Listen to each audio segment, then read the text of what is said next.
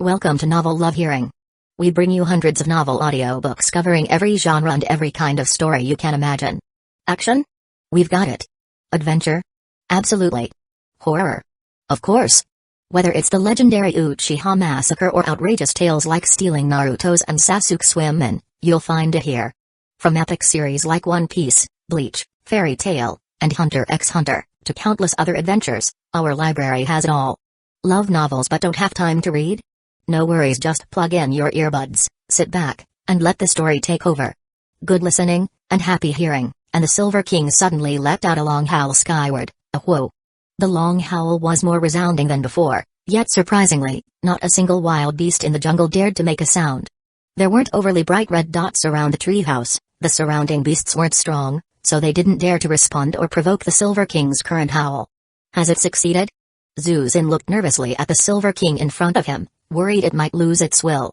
He met that pair of blood-red eyes. The coldness in the eyes disappeared instantly as they met Zuzin's gaze, and the Silver King took a couple of steps closer, rubbing its head against Zuzin, letting out a woof. Haha. It worked. Zuzin rubbed the Silver King's big head. Come on, let's go for a walk. Yep. Hearing Zuzin say that, Keek climbed onto his shoulder, indicating it also wanted to go down. The leopard at the side also rose to its feet. One person and three beasts stood beneath the treehouse. He mounted the back of the Silver King. Go, Silver King, with your fastest speed, let's head to that salt cave. A whoa. The Silver King let out a wolf howl and sprinted forward with Zuzin on its neck. Whoa. Zuzin was amazed by the Silver King's speed. Before mutation, its maximum speed was around 40 kilometers per hour, but now, it felt twice as fast. Carrying Zuzin, it still reached a speed of 80 kilometers per hour. It had already reached the minimum speed limit on Earth's highways, and could enter the highway. The fierce wind slapped against Zuzin's face, almost blowing him numb. He pulled an iron helmet from his backpack and put it on, using it as a motorcycle helmet. Or should it be called, a wolf rider's helmet? Keek had already climbed down from Zuzin's shoulder, clutching tightly to the fur on Silver King's neck, lest it be thrown off. For the leopard, 80 kilometers per hour wasn't much, even without mutation, its speed was faster, so it was easily running alongside the Silver King.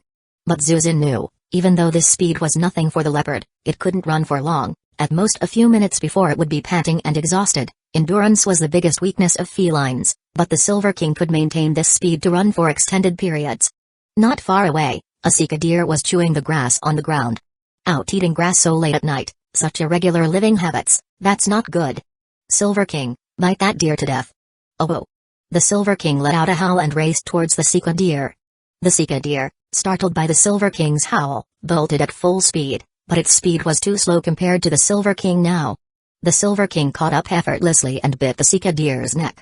As Zuzin watched, those two fangs pierced straight through the sika deer's neck, and with one snap of the Silver King's wolf jaws, the bones were instantly crushed, and the deer's head separated from its body completely. The Silver King shook its head, throwing the deer's head from its mouth onto the ground. Nicely done. Zuzin felt his blood boiling and shouted excitedly. Chapter 106, Go Find the Giant Crocodile Ying Ying. Keek, witnessing all of this, wasn't scared at all. Instead, it clapped its little paws in a human-like manner, indicating that Silver King was very impressive. The leopard next to it didn't react much. Seeing everything come to a halt, it took the opportunity to lay down and rest.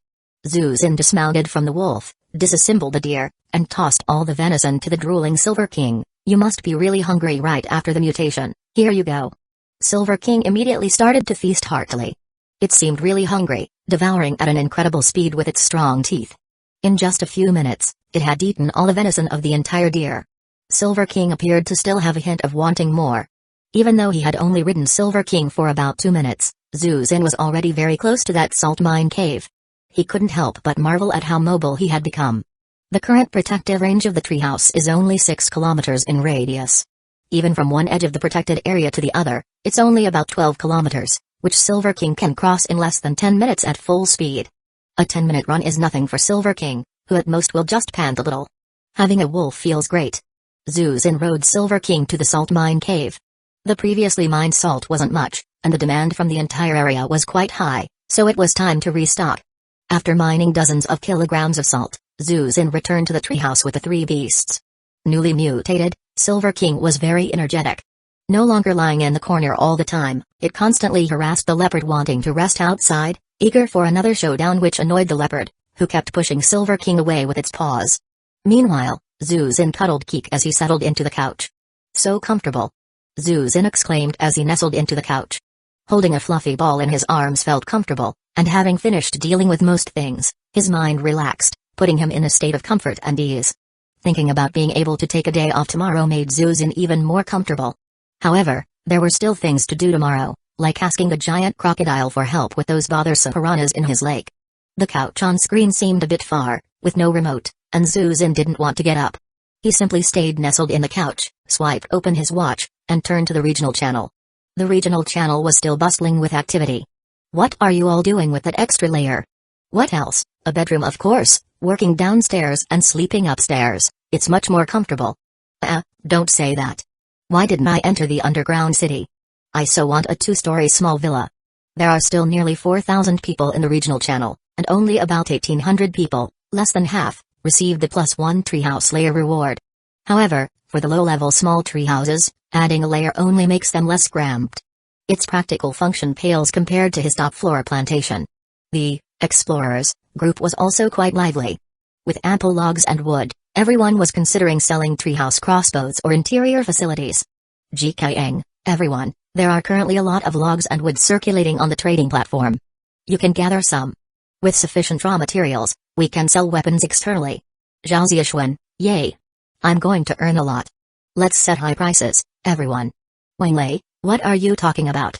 If the prices are too high, won't fewer people buy? Don't you know about small profits but quick returns? Wen Geixen, exactly, sell more crossbows first. What's important is the after-sales service. Although crossbow arrows can be recycled, they can't be reused many times and are easy to lose, still a consumable. By then, we can just raise the crossbow arrow prices a bit and sit back to collect money. Zhao Zixuan, I'm still too young, you guys are such cunning merchants, but I like it. Chigzfai, do any of you have any medicinal materials? You can trade with me, and I can make new medicines in the next 2 days and distribute them to everyone. Li Wenxi, haven't you all been gathering medicinal herbs all along? Still not enough? Chigzfai, the ones gathered from others are all low-grade medicinal materials, which are very limited in effect. Li Wenxi's use of you all made Zuzin blink.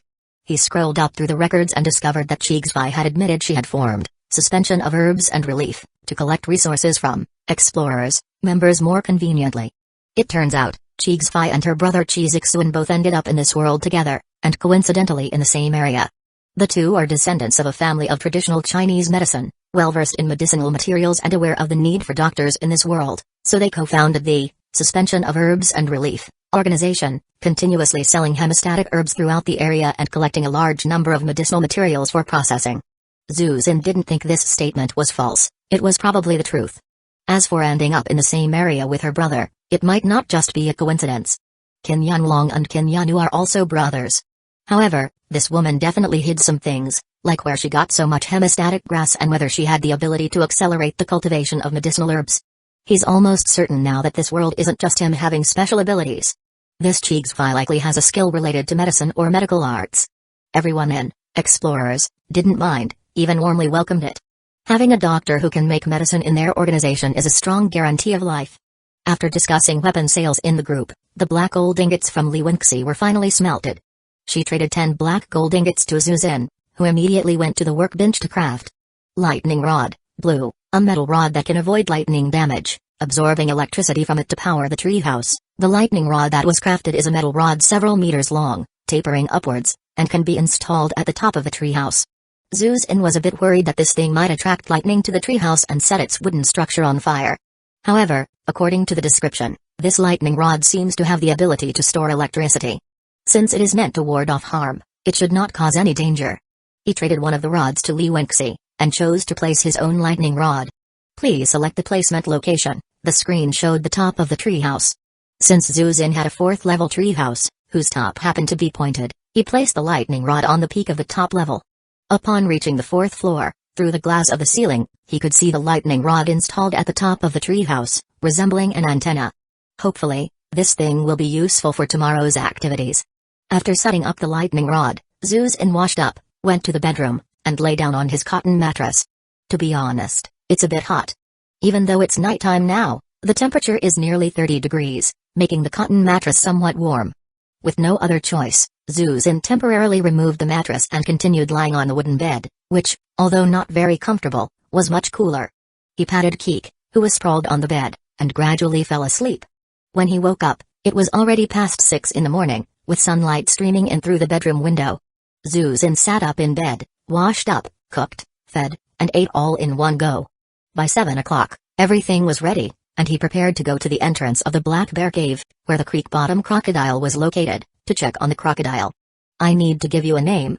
Below the treehouse, gazing at the pacing mutated cheetah, Zuzin stroked his chin. After all, you're just a big cat, and so aloof. Let's just call you Mimi. Mimi is what most people call all wild cats. Generally, when he encounters unknown wild cats on the road that he wants to pet, he calls them Mimi. The cheetah glanced at Zuzin, then ignored him and continued elegantly pacing with its feline grace. Not speaking means you agree. From now on, you'll be called Mimi. Zuzin firmly established the cheetah's name. The cheetah Mimi still ignored him, continuing to circle around at a distance of about 2 meters from him.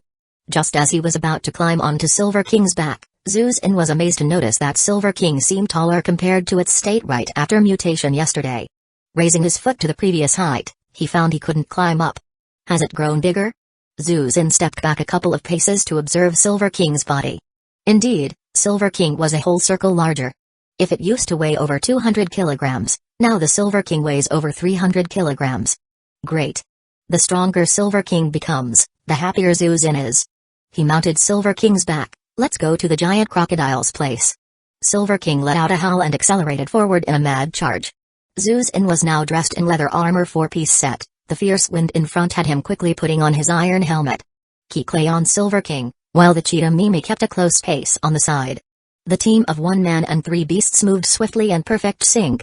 Mimi, kill that wild pig. Not far away, a wild pig was rooting at the ground. Zuzin immediately commanded Mimi. Mimi instantly unleashed incredible speed, completely outpacing Silver King, and locked the wild pig's throat with one swift bite before it could react. The wild pig let out a miserable cry before Mimi swiped it on the head with a paw, instantly splitting its skull and killing it. Wild pig killed, points earned, 8 points, the familiar voice sounded again. Yesterday, he was too excited when Silver King killed the Sika deer to notice, but now he knew his contract beasts could also earn him points by slaying monsters. The wound on the wild pig's throat wasn't as exaggerated as yesterday's Sika deer. After all, Silver King enhanced its canine teeth, whereas Mimi strengthened its claws. The power of that swipe made Zuzin feel a bit uneasy. Hey, no eating. Didn't you have breakfast already? Seeing Mimi about to feast, Zuzin immediately stopped it. He had killed this wild pig intending to give it as a gift to the giant crocodile. He hadn't even thought of breaking it down. Giving a whole pig looked much better than offering some slices of pork. Mimi protested with a dissatisfied sound, but obediently did not take a bite. It seems that the mutated beasts have a much larger appetite than normal beasts. Yesterday, Silver King ate an entire deer, perhaps to store energy for its post-mutation growth, but with twice the speed comes higher energy consumption, naturally increasing their appetite. He needs to hunt more and also consider ways to preserve food for longer periods.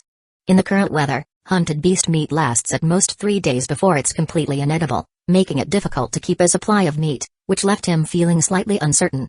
He packed the whole wild pig into his backpack, and the 1 man and 3 beasts continued onward. Even though breakfast was already behind them, Silver King and Mimi seemed not to have filled their stomachs. Zuzin allowed them to hunt directly along the way. These 2 guys were now exceptionally powerful, with a hunting success rate of up to 100% against ordinary small animals. Finally, Zuzin reached the stream side where the giant crocodile resided. Chapter 107, Changes in the heart of the lake. The stream remained rapid, and Zuzin still couldn't discern anything unusual at the bottom. He placed the wild boar carcass from his backpack by the stream and tentatively called towards the water, "Brother crocodile?" The stream immediately reacted, as the huge ancient crocodile that acted as the stream rose from the water and opened its big mouth in Zuzin's direction, seemingly greeting him. It seemed that the crocodile also regarded him as an acquaintance now. Ying. Keek also greeted the crocodile, and even the Silver King, who initially feared crocodiles, was no longer afraid after its mutation. However, Mimi arched its back, raised its tail, bristled fiercely, and hissed threateningly at the crocodile. "All right, Mimi, it's one of us, no need for that." Zuzin hurriedly stopped Mimi's provocative behavior, afraid that the crocodile might become angry. Upon hearing it was an ally, Mimi gradually calmed down but stayed far from the shore, refusing to approach. The crocodile had no reaction to the hissing little creature and merely looked at Zuzin. "Brother Crocodile, I've come today to ask a favor of you. This is a gift for you." Zuzin pointed to the wild boar carcass beside the stream. Freshly hunted, the boar was still bleeding and looked very fresh. The crocodile twisted its enormous head towards the stream bank and scooped the wild boar into its mouth, chewing twice before swallowing it whole. Though Zuzin didn't know how the crocodile consumed its food, each time he visited, it always seemed eternally hungry. "Brother Crocodile, that lake downstream, have you been there?" The crocodile nodded its massive head, indicating it had. Having a beast of such size understand and respond to his words was thrilling for Zuzin. After calming down, he continued, "There's now a group of piranhas in that lake whose range of activity is increasing, threatening to overtake the entire lake, maybe even this stream.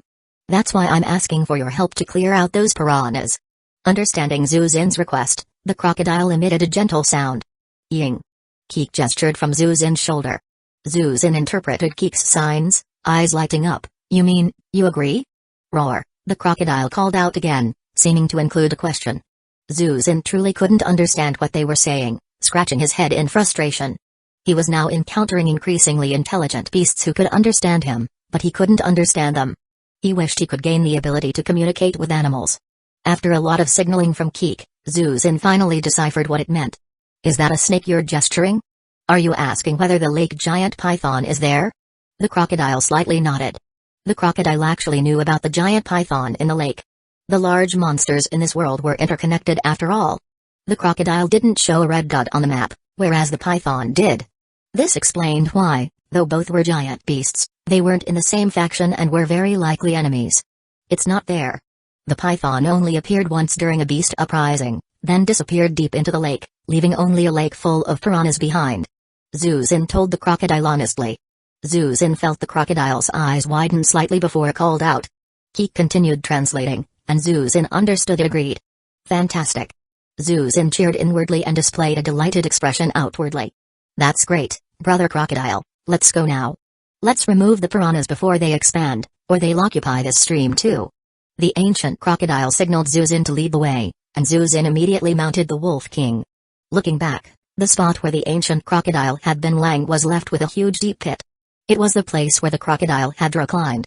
Temporarily disrupting the stream, the water continuously filled the pit, only resuming its flow once the pit was filled. Initially, Zuzin moved slowly, afraid the ancient crocodile couldn't keep up.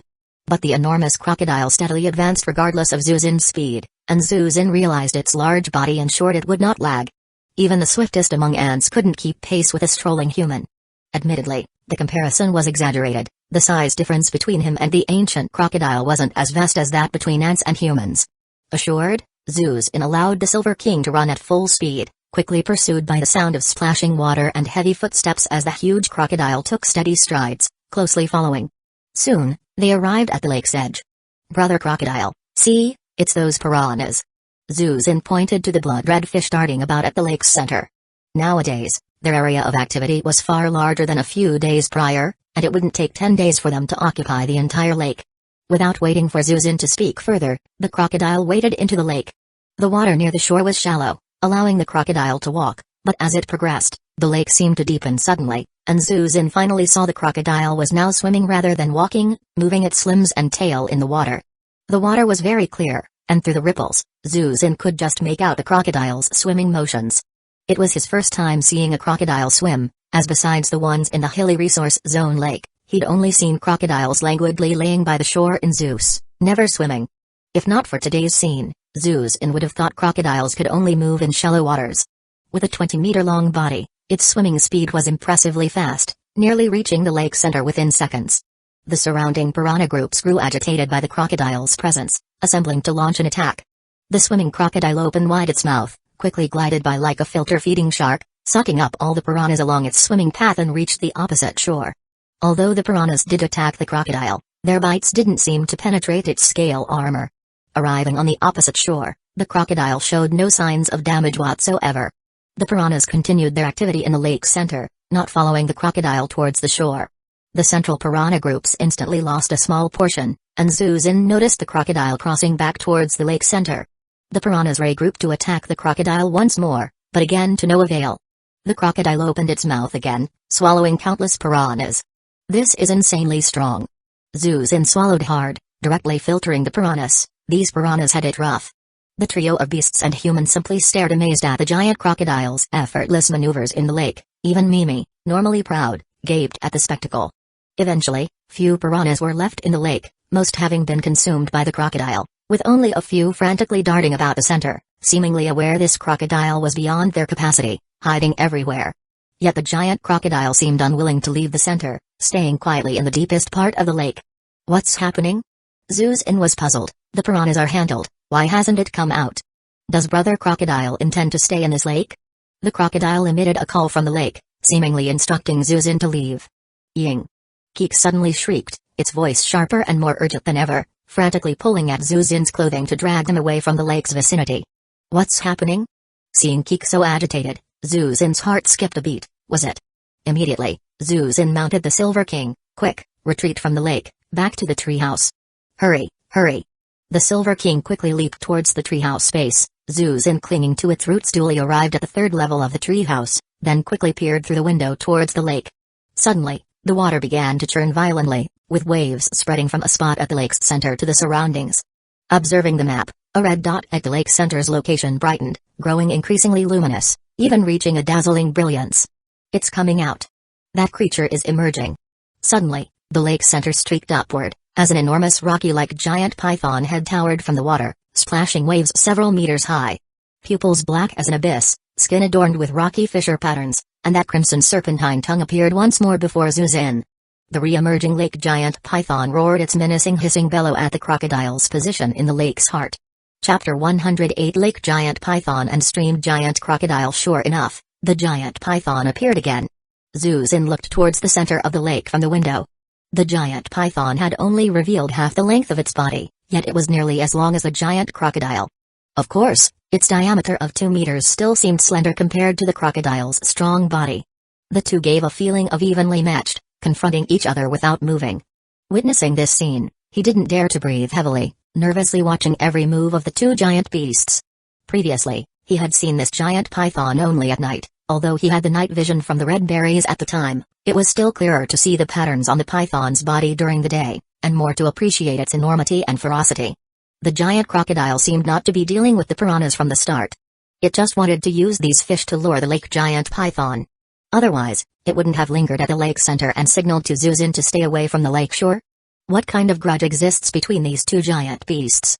At this moment, Keek also climbed onto Zuzin's shoulder, while Silver King and Mimi clung to the window on either side of Zuzin, watching outside.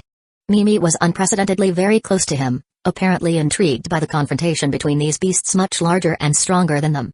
Zuzin gripped the window ledge tightly, staring unblinkingly at the actions of the two giant beasts. Suddenly, the giant python's gaze shifted from the crocodile and slowly looked towards the direction of Zuzin's treehouse. Zuzin felt his gaze met the giant python's once again, just like that night. Those eyes were as deep and dark as an abyss, unfathomable, causing his breath to halt for a moment. What's going on? Why is it suddenly staring at him? Brother Crocodile, take him down. As if hearing Zuzin's exchange, the giant crocodile, which had gradually submerged in water to nearly invisible, suddenly erupted, its enormous mouth fiercely biting at the python's body. The giant python might have been attracted by Zuzin's tall treehouse, or perhaps it was looking directly at Zuzin. Either way, it truly had a momentary lapse, allowing the erupting crocodile to viciously bite its body. Immediately after, the crocodile started to swing its head wildly, seemingly trying to tear the giant python apart directly. The suddenly ambushed giant python thrashed its huge body strongly in the lake water, and the two giant beasts suddenly began a frenzied battle in a lake the size of a reservoir. Like a bomb detonating in the tranquil lake, waves surged, splashes flew all over the jungle, even spilling through the treehouse window, hitting Zuzin's face. The giant python didn't have vocal cords, so it wouldn't roar like normal beasts, but it could still make hissing or gasping sounds. At this moment, the merely gasping sound from the giant python caused the trees around the lake to gently shake, countless leaves vibrated and fell. Its scales were incredibly tough yet smooth. After several struggles, it quickly freed itself from the crocodile's mouth. There were deep marks due to the crocodile's bite, some scales showed signs of falling off, and the oozing blood stained a small area of the water. But this injury didn't cause any impediment to its actions. The injured and furious giant python stopped caring about Zuzin's side and instead emitted an angry sound at the giant crocodile, then directly launched an attack.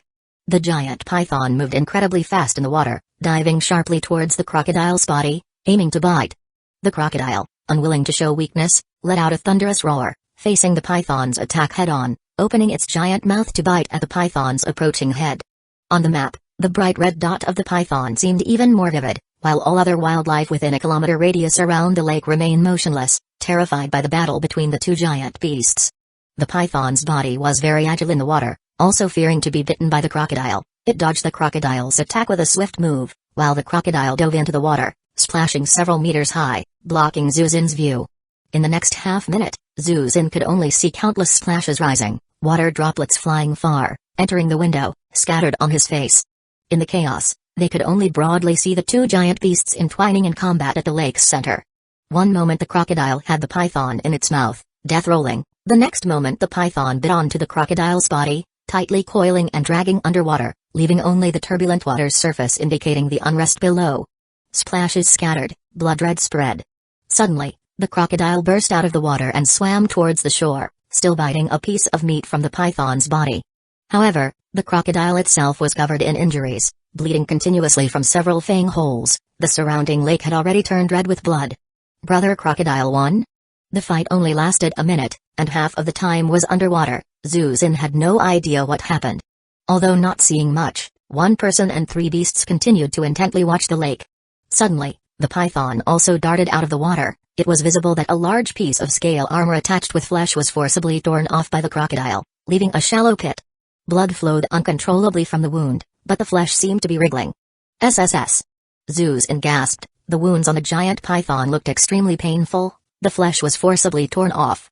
The giant python hissed at the giant crocodile by the shore but didn't swim over to continue the battle. The giant crocodile, already by the shore, turned around, raised its head, and swallowed the piece of flesh into its stomach right in front of the python. Seeing this, Zuzin raised an eyebrow. This big guy is provoking, huh? Sure enough, the giant python let out an angry huff towards the giant crocodile's direction, its whole body even trembling slightly, but still didn't move forward. The giant crocodile also remained still in the shallow water area of the lake, staring at the lake giant python, as they stood off against each other again. So, is this a tie? Mutual defeat? Or did Brother Crocodile win slightly? Zuzin's gaze was drawn once again to the giant python's wound. The flesh in the enormous wound wriggled slowly, healing at a visible speed. In just a few dozen seconds they stood off. The wound already looked less terrifying than before. Such strong self-healing ability. At this moment, the giant crocodile suddenly seemed to burp. Its body trembled for a moment, then it twisted its head and spat several scales towards the shore. The scales were stone-like silver gray, clearly from the giant python. This move was purely a provocation to the giant python in the center of the lake. The giant python finally couldn't stand it anymore, opened its crimson mouth to threaten the giant crocodile with a huff. Just when Zuzin thought it would charge towards the crocodile regardless, it suddenly turned to gaze at the direction of the treehouse. Eek! Keek was startled by the sudden turn of the giant python, hiding behind Zuzin. Silver King and Mimi were not that scared. Mimi even clung to the window ledge, huffing back at the python. Whether it heard her or not was another matter. Before Zuzin could react to what was happening, the giant python suddenly spun its head and dove into the water like before, its body rapidly twisting until it vanished, leaving only ripples on the water and gradually fading blood. On the map, the bright red dot of the lake giant python also disappeared, leaving only a few faint red dots near the edge of the lake's center. Those were the remaining piranhas who seemed to be scared senseless, staying absolutely still. Ran away? Zuzin felt uncertain, until the giant crocodile by the shore roared towards him. Then he reacted, "Let's go down." Approaching the giant crocodile, Zuzin could see the wounds all over its body. Watching from afar wasn't clear, but up close, the blood holes were terrifying. Some scales were deformed due to the python's constriction. "Brother Crocodile, are you okay? Do you need any help?" Zuzin quickly asked. This was a giant beast that could understand him and willing to help. His great treasure. He couldn't let anything happen to it. The crocodile gently shook its head, pointed to the scales on the ground with its long crocodile snout, then turned to follow the creek back to where it came from. It seemed to be heading home. "Brother Crocodile, thank you, take care, I'll bring you some good food next time." Zuzin shouted towards the crocodile's retreating back. "Eek! Keek!" echoed Zuzin. This time, even Silver King joined in bidding farewell to the crocodile. Only Mimi, who saw the crocodile for the first time, didn't care about the departing creature, focusing solely on the 3 huge scales on the ground. The crocodile didn't look back, nor slowed its pace, responding to Zuzin and the others' farewell with a gentle sound, until the crocodile's silhouette vanished. Zuzin finally looked away toward the lake's center. By this time, the lake had turned a faint red, dyed by the blood of both the python and crocodile, but the good news was that the piranhas in the lake were reduced to a few stragglers in the center. They were the survivors of this great battle. Out of the original thousands in the lake's center, only these few remained, and they didn't dare expand anymore, had just been near the shore, but now had swum back to the center, moving back and forth in a very small area, not daring to venture further. Zuzin, no longer bothered with the pitiful piranhas in the center, turned to look at the 4 scales on the ground, each as large as a small table and very solid. His identification skill activated, revealing the scales shimmering with a purple glow. Whoa! Purple grade materials. Zuzin hurriedly bent down to pick up the 4 scales. Giant python scale, purple. Scales from the giant python can be used for armor crafting, creating incredibly durable armor. Zuzin suddenly felt a rush of excitement. Purple grade materials for crafting armor. Previously, when Zuzin defeated mid-level mutant beasts, he only obtained blue grade special weapon materials. Unexpectedly, the scales scraped from the giant python were purple grade special armor crafting materials. He obtained such high-level materials with such ease. Brother Crocodile, you are truly my lucky star. Zuzin, holding back his excitement, stored the materials in his backpack. Chapter 109, Python Scale Armor Set. Back at the treehouse, Zuzin eagerly rushed to his weapon and armor crafting station. He wanted to use the giant anaconda scales to make a set of purple-grade armor. Opening the list, there were a few crafting options quietly added to the list. Purple-grade anaconda scale armor. Powerful and resilient armor that ensures no beast can break your defense. Required materials: 1 piece of purple-grade giant anaconda scale, 3 blocks of blue-grade iron. Purple-grade anaconda scale helmet, provides near-impervious head protection, even against headshots. Required materials: 1 piece of purple-grade giant anaconda scale, 3 blocks of blue-grade iron. In addition, there are anaconda scale greaves, purple, and anaconda scale boots, purple, forming a 4-piece set. That's way too expensive. A set of armor not only requires 4 purple-grade materials but also needs 12 blue-grade iron blocks. That's a bit outrageous, considering each blue-grade iron block can create a blue-grade piece of armor or weapon, or a special function iron tool. 12 blue-grade iron blocks are simply sky-high. Just as Zuzin was considering giving up on this armor set for now, he noticed the small text introduction under each piece of equipment, which described the suit effects. Anaconda Scale Armor 4-piece set, purple. Greatly increases strength, grants the ability to freely swim in water, and has a deterrent effect on aquatic creatures. I'm going to spend all I have to make this set. Just the greatly increases strength part is enough to be attractive. You know, it's the first time Zuzin has seen the adjective greatly in an introduction. What's more, the ability to freely swim in water is like gaining a powerful skill for Zuzin, who is basically like a landlubber. Combined with the deterrent effect on aquatic creatures, it allows him to move in water as freely as on land. Zuzin immediately messaged Li Wenxi, "Are you in the treehouse? I want blue-grade iron blocks." Li Wenxi replied quickly, "I am. How many do you need?" Zuzin felt a bit embarrassed to ask, but he finally typed, 12 blocks, do you have them? I can trade blue-grade fertilizer with you. He currently had no source of iron ore and could only rely on Li Wenxi. After much consideration, he realized that he had more points, and among the things that could be bought with points, the value and cost-effectiveness of blue-grade fertilizer were definitely the highest. Li Wenxi? Did you mistype? 12 blocks? Zuzin, no, it's 12 blocks. The other side instantly sent him a video. On the screen, she was in the treehouse, which was neatly organized and had undergone major renovations. You're not planning to sell blue-grade weapons and equipment, are you? We don't have enough for ourselves. If we sell it all to you, what are we going to do later? Li Wenxi immediately started voicing her thoughts. No, you misunderstood. Zuzin was a bit amused and helpless. I'm not selling them, I'm going to use them myself. Huh? You're going to use that many yourself? Yes, I've obtained some special materials to make high-level equipment, but they require a lot of blue-grade iron blocks. Needing that many blue iron blocks, could it be purple grade? Li Wenxi tentatively asked, but quickly waved her hand. If you don't want to say, forget it. Yes, it's purple grade. Zuzin said frankly, as it's nothing to hide, purple grade armor, each piece requires 3 blue-grade iron blocks. Li Wenxi's almond-shaped eyes widened, covering her mouth with her hand. Really? Purple grade armor set? Oh my. Your special materials are really purple grade. Li Wenxi currently had a blue-grade iron armor set, so she knew equipment above blue-grade had suit effects, but she didn't ask further as she understood some things shouldn't be questioned, and Zhu Xin would naturally share if he wanted to. Alright then, since you're using it yourself, I'll sell it to you. 12 blue-grade iron blocks. Li Wenxi pursed her lips. Despite currently mining blue-grade black gold blocks, the number of blue-grade iron blocks was still very limited. Losing 12 blocks all at once was unsettling. Sigh, time to mine again to replenish the stock. The region's #1 man is hard to sustain.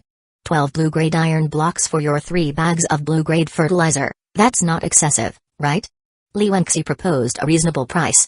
Even though blue-grade soil is a permanent strategic resource, soil alone is useless as planting requires time for plant growth. The profit cycle for a blue-grade soil block is very long, requiring at least 5 days without a pot, which is much too long for current survivors. The treehouse can't be replanted, so the value of fertile soil isn't as high as imagined. 1 bag of fertilizer for 4 blue-grade iron blocks seemed a bit low to Zhu Xin, so he naturally agreed immediately. Okay.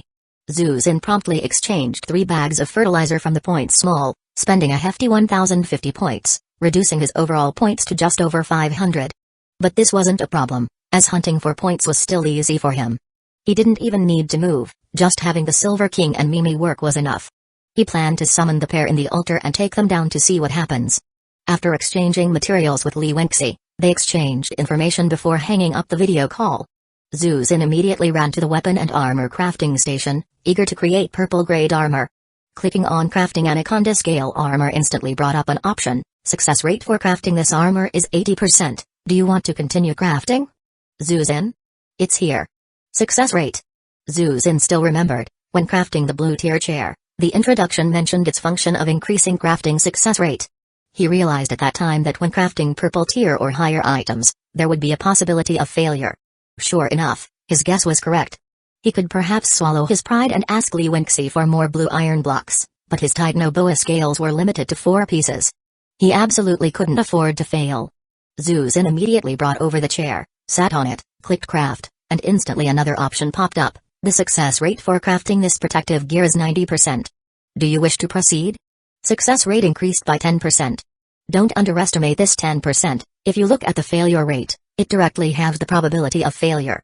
However, the success rate still isn't 100%, making Zhu Xin quite anxious. Success rates are truly unsettling, much like gambling. Zhu Xin suddenly remembered he had eaten a koi bought from Qin Yonglong, which was supposed to increase luck. He wondered whether this 90% success rate was influenced before or after the koi's luck. Zhu Xin thought of his shovel, which he hadn't replaced with iron tools yet. Shovels also had a probability, a 50% chance to obtain tree seeds. He immediately took out the shovel and looked at its description. At this moment, the description hadn't changed, it was still 50%. Zhu Xin immediately went down to dig up a dozen white poplars, and finally found that he only failed to obtain seeds every 3rd tree, indicating the probability had changed, not 50% anymore.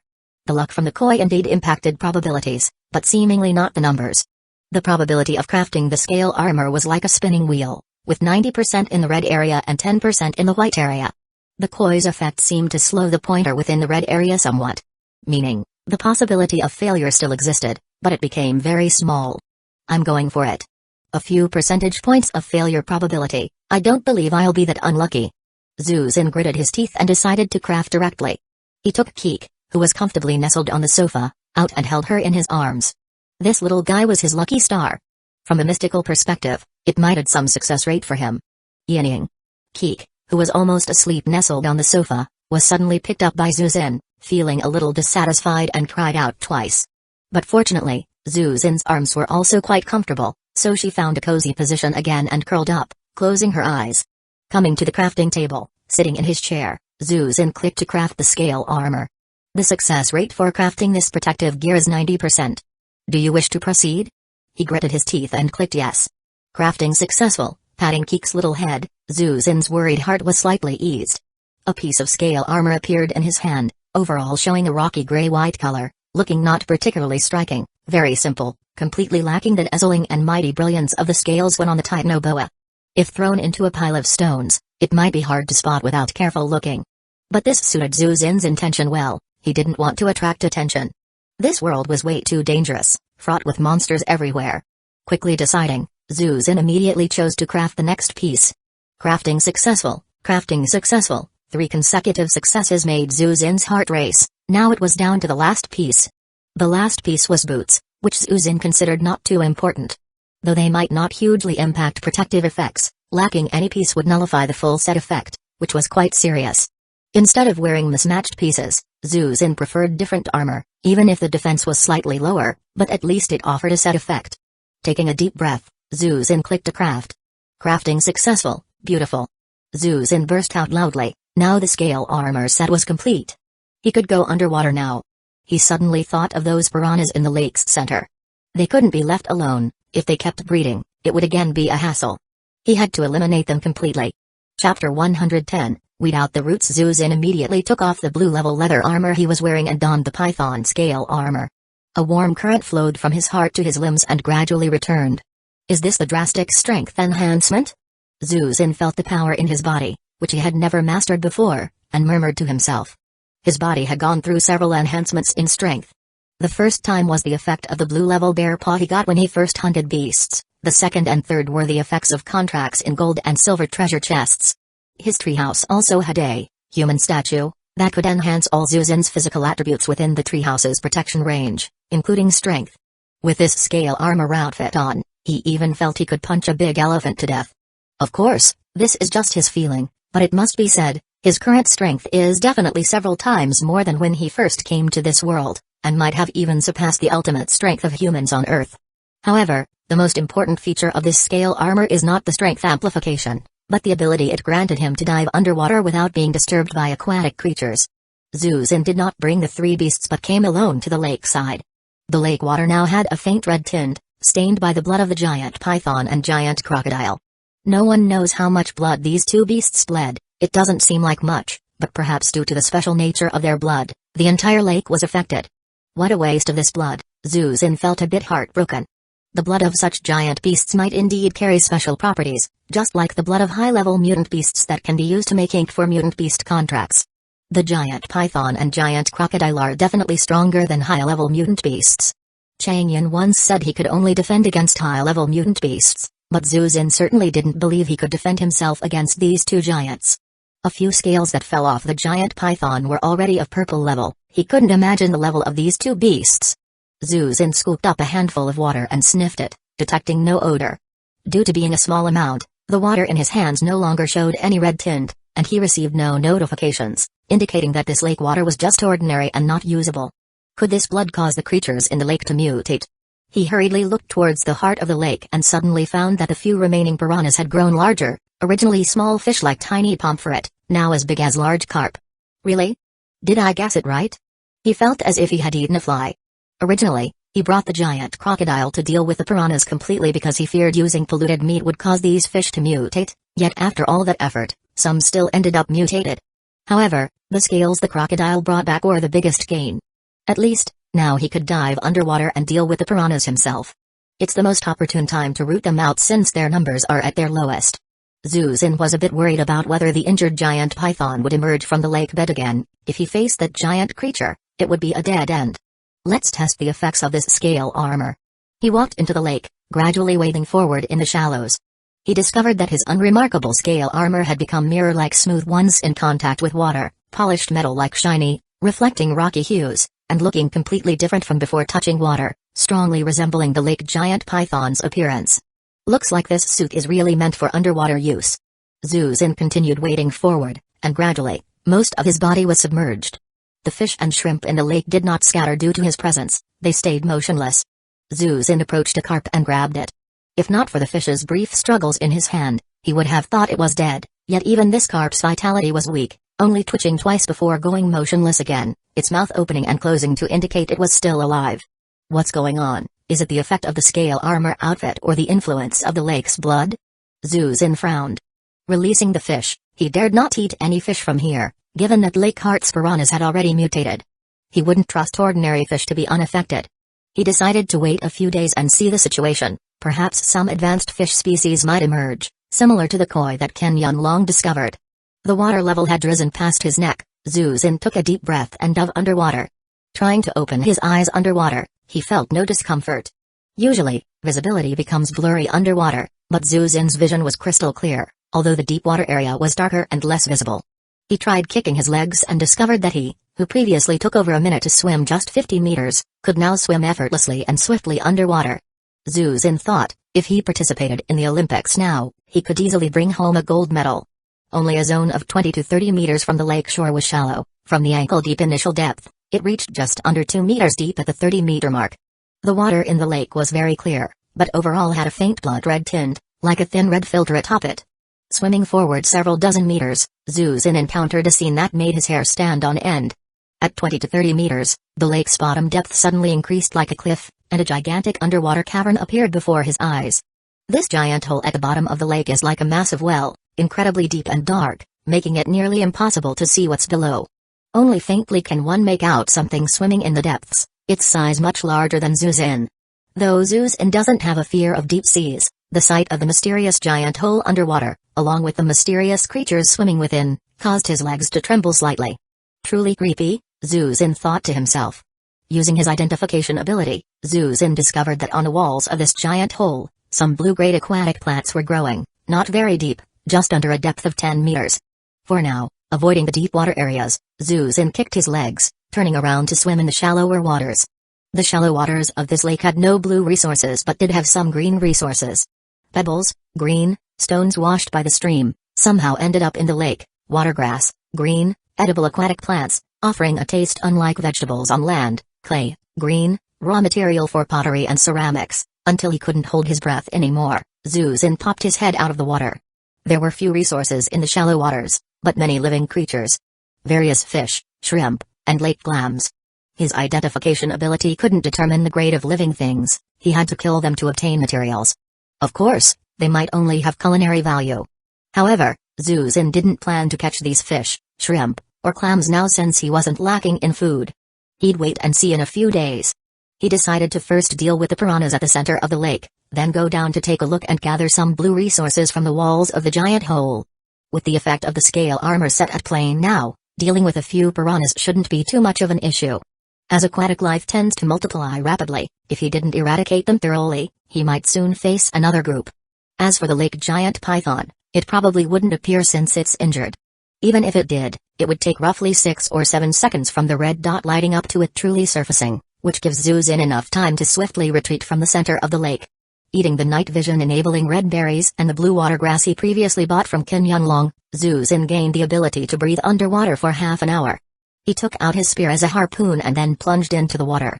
At first, he didn't dare to breathe, but after swimming a few strokes, Zhu Xin tried to breathe and found he could indeed breathe underwater. The lake water didn't get sucked into him when he inhaled. He seemed able to extract gas directly from the water to breathe. He kicked his legs, swimming quickly towards the center of the lake. He felt his swimming speed was even faster than most fish. The few piranhas at the center of the lake, although they had grown larger, still moved within a small range. Even when Zhu Xin reached the edge of their territory, they had noticed him but still didn't attack. Instead, they retreated to the furthest position within their range and remained motionless. Is this the effect of the scale armor set, creating a deterrent effect on aquatic creatures? Zhu Xin thought as he looked at the few piranhas a few meters away. Just before he arrived, these 5 piranhas were swimming back and forth within that range. Once he was there, they remained motionless at the surface of the water. The effect is so obvious. Perhaps it's because the scale armor is made from the scale of their leader that it has such a good effect. Zhu Xin pondered for a moment, didn't approach but instead put away the spear, taking out his crossbow. Shooting with a crossbow is perfect for fish half floating on the water's surface. When far from the shore, Zhu Xin couldn't reach them, but now that he's this close, and they don't move at all, the crossbow is more than suitable. Of course, the main reason is that Zhu Xin doesn't want to enter the area when they are active. He has a feeling that this area restricting the piranha's movement signifies something. Entering might provoke the giant python or something else. Floating to the surface with the crossbow, Zhu Xin aimed at one of the piranhas and pulled the trigger. The crossbow arrow accurately hit the other piranha next to the target. The surface doesn't allow for the best stability, and Zhu Xin wasn't yet familiar with his ability, so it was normal for the first shot to miss.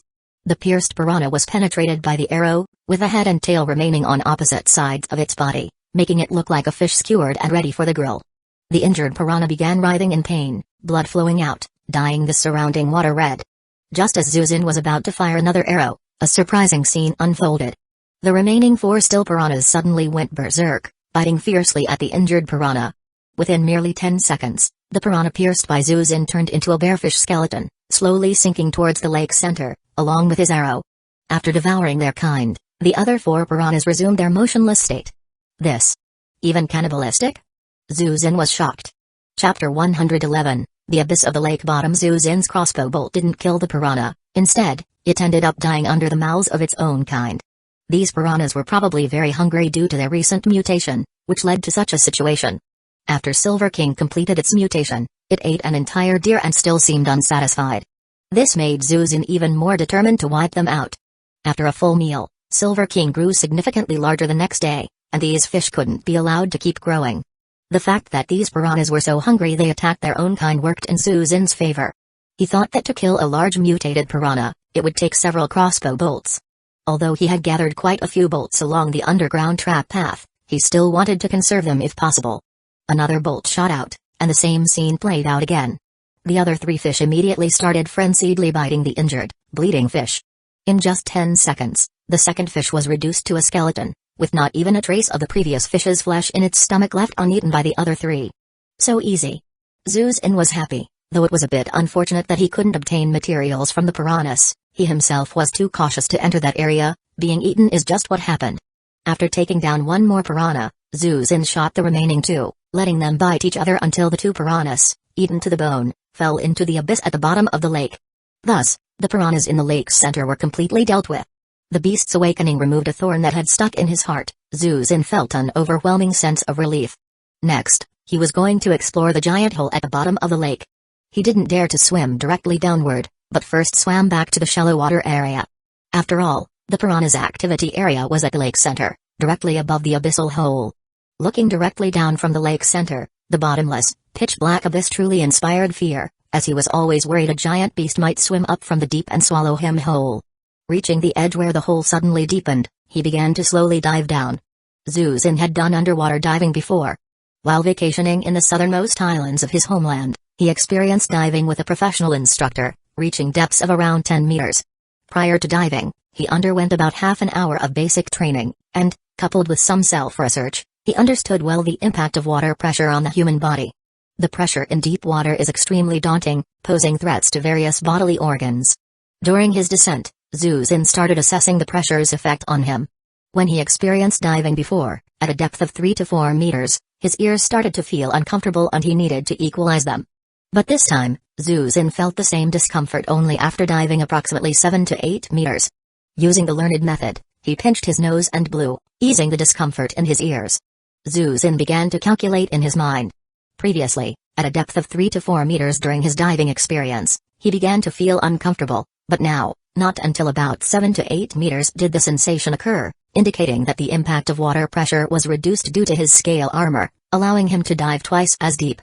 Without diving equipment, a regular person could dive to a maximum depth of 10 meters, trained professional divers could reach over 15 meters, but that's about it. 17 to 18 meters is nearly the limit for most professional divers diving without gear. Of course, the world record set by top adventurers is far higher, though he, as a complete outsider, can't compare with professional divers, let alone world records. He's simply a regular person who has once experienced diving, understanding well that he lacks diving experience. Without gear, even though he can breathe underwater, a depth of a little over 10 meters is probably his limit. With gear, he could attempt to explore depths around 20 meters. 20 meters is not shallow at all, the height of 7 floors is only about 20 meters. He would not venture deeper. Deep water is a treacherous domain. This giant hole is extremely dangerous, not even considering the possible underwater creatures. The pressure alone could kill him if he dives too deep. Even if he manages to surface, the consequences would be severe. He cherished his life and didn't wish to court death. However, the blue-grade resources on those cave walls were estimated to be around a depth of 20 meters. He could attempt to harvest them. Diving to roughly 15 meters, Zuzin finally saw the blue-grade resources. They were strips of aquatic plants growing on the cave walls, swaying with the slow currents in the cave as 3 stalks of deep green water plants. It seems that he just ate the blue-grade aquatic plant. Who would have thought this kind of aquatic plant would grow on the cave walls 20 meters underwater? Slowly swimming downward, Zuzin eventually reached the blue-grade aquatic plants. Indeed, they were aquatic plants, blue, which provide underwater breathing abilities. The blue-grade water plants he had purchased from Qin Yunlong. This water grass most likely only grows at this depth. I didn't expect that Qin Yunlong and his brother could dive to a depth of 20 meters, they are truly professional diving instructors. Zhu Xin didn't think they had the same purple-grade equipment as him, they probably relied entirely on their own abilities to dive. Or they possessed some kind of special underwater ability. Harvesting the water grass from the cave wall and storing it in his backpack, Zhu Xin began to rotate along the cave wall at this depth. There were also some blue-grade water grasses growing on the cave walls, and he intended to collect all of them, as these were strategic resources. Swimming along the cave wall, Zhu Xin looked further into the depths of the cave. Directly facing the depths of this giant cave always gave him a creepy feeling. It made him profoundly understand the feeling that when you gaze into the abyss also gazes back at you. He always felt that something in the depths of the giant cave was staring at him. Could it be that giant python, or something else entirely? Maybe it was just his imagination. As he had already dived 20 meters, Zhu Xin was much closer to those things, which were larger than him and were swimming back and forth in the depths of the giant cave. He could already vaguely see what they looked like. They were a kind of fish, 3 to 4 meters in length, with very sharp mouths and protruding eyes, though their bodies were quite flat and looked a bit strange. The color of these fish was almost the same as the surrounding cave walls. If they weren't swimming as they were now but instead were sticking to the cave walls, Zhu Xin probably wouldn't have been able to spot them. Fortunately, the fish's appearance wasn't overly bizarre, they didn't look like monsters, which allowed Zhu Xin to feel slightly at ease. Within his line of sight, he could see about 4 or 5 of these fish, all in waters below 60 meters, far from him, so he didn't have to worry about them attacking him. After circling the cave wall once, he received a total of 11 water plants within his depth range. Aside from the water grass, he didn't find other blue-grade resources. Even though there were still some blue lights deeper in the water, Zhu Xin wouldn't continue diving further. Those resources were mostly around 30 meters deep, a depth he simply couldn't reach. If he truly went to such depths, and if anything happened, he might end up staying in this abyss forever. However, at a depth of 60 meters, which was also the range where those strange fish were active, some stones on the cave wall caught his attention. The stones protruding from the cave wall glowed with a green light, and a few emitted blue light. Or? Zhu Xin squinted his eyes, wanting to see those stones clearly. The color of those stones was not the same as the cave wall, they had an overall green sheen, distributed abundantly on the cave wall at a depth of 60 meters. Green ore? What kind of ore is green? Copper ore? Zhu Xin wasn't too knowledgeable in this area, so he felt a bit puzzled. Maybe it's a kind of stone not found in the original world, just like the black gold discovered by Li Wenxi. Most importantly, he currently couldn't dive to such a depth, so thinking about it was futile. Even if it were copper or capable of making electrical appliances, he couldn't get to it. Zhu Xin decided to dive a little bit further down to see how deep he could go before feeling uncomfortable. He only descended about 4 or 5 meters when Zhu Xin began to feel noticeably uncomfortable, so he ceased his descent and started to float back up. A depth of about 25 or 26 meters? Without considering the influence of the scale armor, he could dive to around 12 or 13 meters, which hadn't even reached the limit for ordinary people. And considering his body, which had been strengthened many times and could even breathe underwater, he felt that, with proper training, he should be able to dive to around 40 meters. Looks like he'll need to seek advice from the Qin Yunlong brothers about diving experience. With no other resources around, Zhu Xin also planned to go back up, as the effect of the water grass he ate was about to wear off, and he needed to return to the surface quickly. Zhu Xin didn't swim up quickly. If the water pressure changed too fast, at worst, it could cause decompression sickness, at worst, it could collapse the lungs and lead to death. Of course, at Zhu Xin's depth, it shouldn't be that severe, but it could still potentially injure his eardrums, and he definitely didn't want to go deaf. He slowly floated upwards, and eventually, Zhu Xin emerged from the water, returning to the shallows. When his feet touched solid ground, he let out a long sigh of relief. Although the underwater world intrigued him, the giant cave gave him a very bad feeling. The immense water pressure made him afraid to go deeper or surface quickly, restricting his movement as if he were in a huge, deep cage. Fortunately, this trip wasn't without gain, at least he got 11 more water grasses, significantly boosting his underwater activity time. If the rainy season indeed brought floods, with his scale armor and these water grasses, he wouldn't have any problems even if he were swept away by the flood. Zhu Xin also dug up some lotus roots in the shallows. The fish might mutate, but these already mature lotus roots probably wouldn't, right? The kitchen was ready, so he would go back and make lotus root fried with meat using beast oil. He stepped onto the shore from the lake, glancing back at this seemingly beautiful yet perilous lake. The man-eating fish that once roamed the heart of the lake were now gone, and and the lake seemed to have returned to the tranquil, beautiful state it was the first time he came to the lakeside. Chapter 112, The Magical Mutated Beast. Meat and Saltpeter. Returning to the treehouse, the three beasts inside were playing around. Yesterday, Zuzin placed the contaminated radiation stone, blue, obtained from the dungeon next to the beast statue. Influenced by this stone, the powers of Silver King and Mimi could slowly increase even inside the treehouse. Half the day had passed, and it was time to make some food. You too, Zuzin felt he could hardly afford to feed Silver King and Mimi anymore, due to their enormous appetites. How about you go out and hunt for yourselves? Hunting the common beasts outside was a piece of cake for these two mutant beasts, with a 100% success rate. Whoa! Silver King responded in agreement, and Mimi stood beside Silver King. Zuzin took them down from the treehouse, telling them to call him once they returned so he would come down to fetch them, then return to the treehouse. Of course, Keek wouldn't follow the two mutant beasts to hunt. It had long developed the habit of mooching off Zuzin's meals, probably because it hadn't eaten cooked food before. Every time there was roasted meat, it would devour it happily, oils dripping from its mouth. We're having stir-fry today. Zuzin patted Keek's little head. Huh? Keek tilted its head, not knowing what stir-fry was. Zuzin first checked the marketplace to see if there were any condiments like green onions, ginger, and garlic. After browsing for a while, he indeed found some shallots and shallot seeds.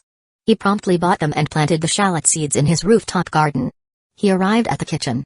Lighting the stove, he extracted some oil from the beast meat, used the cleaned boning knife to slice lotus root, and cut some wild boar tenderloin slices. Zuzin began his lotus root stir-fry meat. He put the tenderloin slices into the pan, stir-frying them to a half-done state, then added chopped shallots to release their aroma, followed by lotus root slices, evenly stir-frying them. Finally, he sprinkled some salt, stirred twice, and served the dish. A simple lotus root stir-fry meat was ready.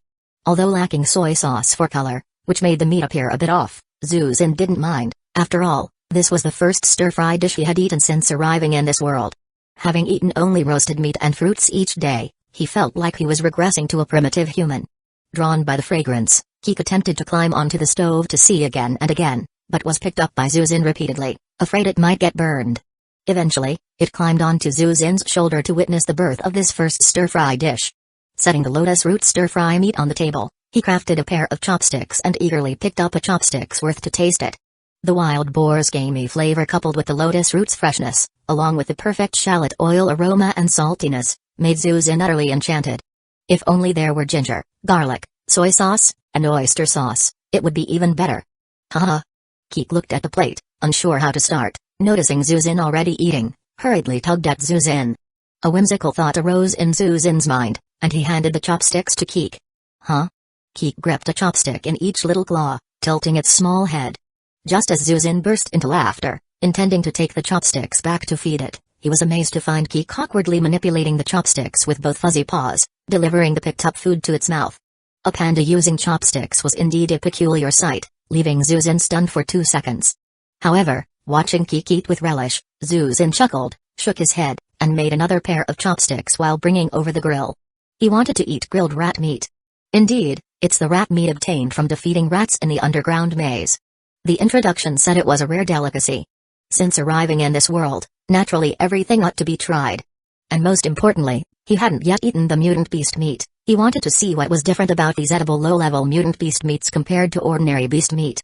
After being dissected, rat meat didn't actually reveal what kind of meat it was, so there was no psychological barrier.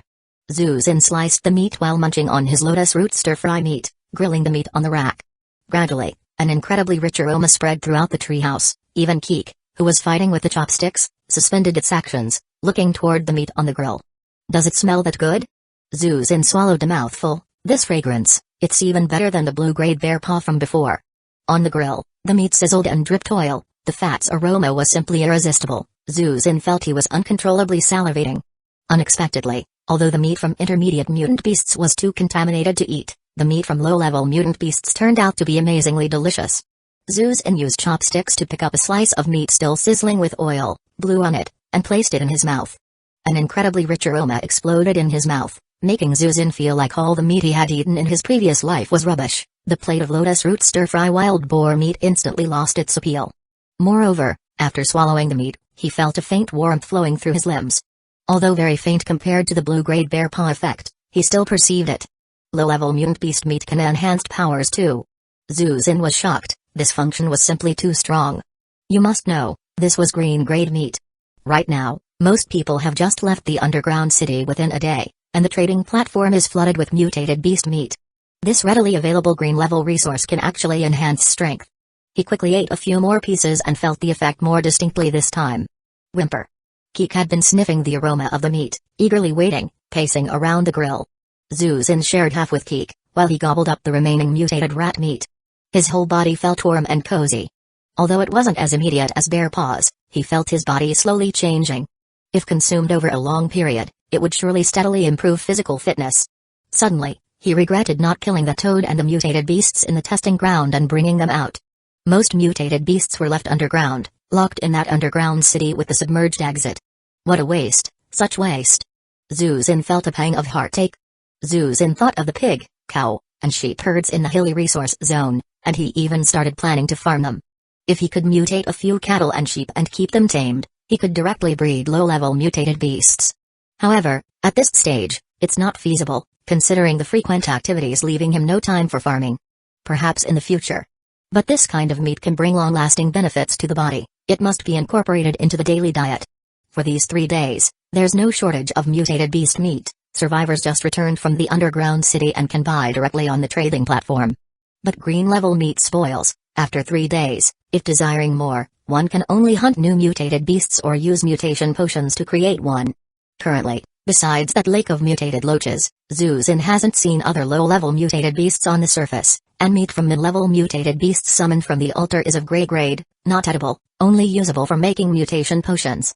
I wonder if the loaches are still in the lake or have burrowed back underground. Even if they're still in the lake, Zhu Xin seems to have no good method to capture them.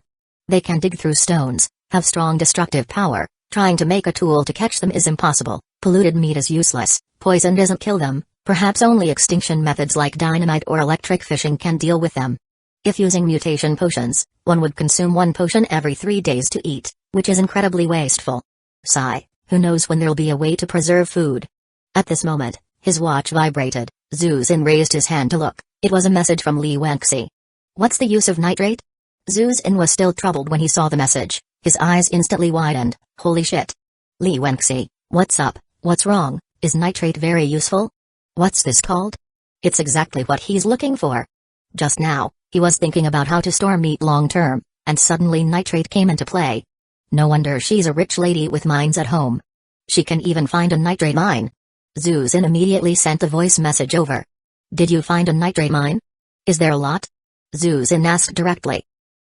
Well, it's sufficient. Li Wenxi ambiguously replied and curiously asked, I heard nitrate can be used to make explosives, right? Indeed it can make explosives, but the primary sulfur is still missing. Explosives can't be made, and Zhu Xin hasn't seen the recipe for explosives on the crafting list. Even with sulfur they can't be made. Trying to mix it himself would pretty much waste valuable time. But nitrate can be used to make ice, like a refrigerator. As long as nitrate is dissolved in water, it can cool, and it only needs to be dried to reuse, essentially requiring no replenishment. Just being able to preserve food at low temperatures, its significance is extraordinary. You know, on Earth, the national standard set by Zhu Xin's country specifies that the freezing period for frozen meat shouldn't exceed 12 months. That is to say, frozen meat within 12 months may not taste great, but it's fine. Frozen meat can be preserved for 1 year.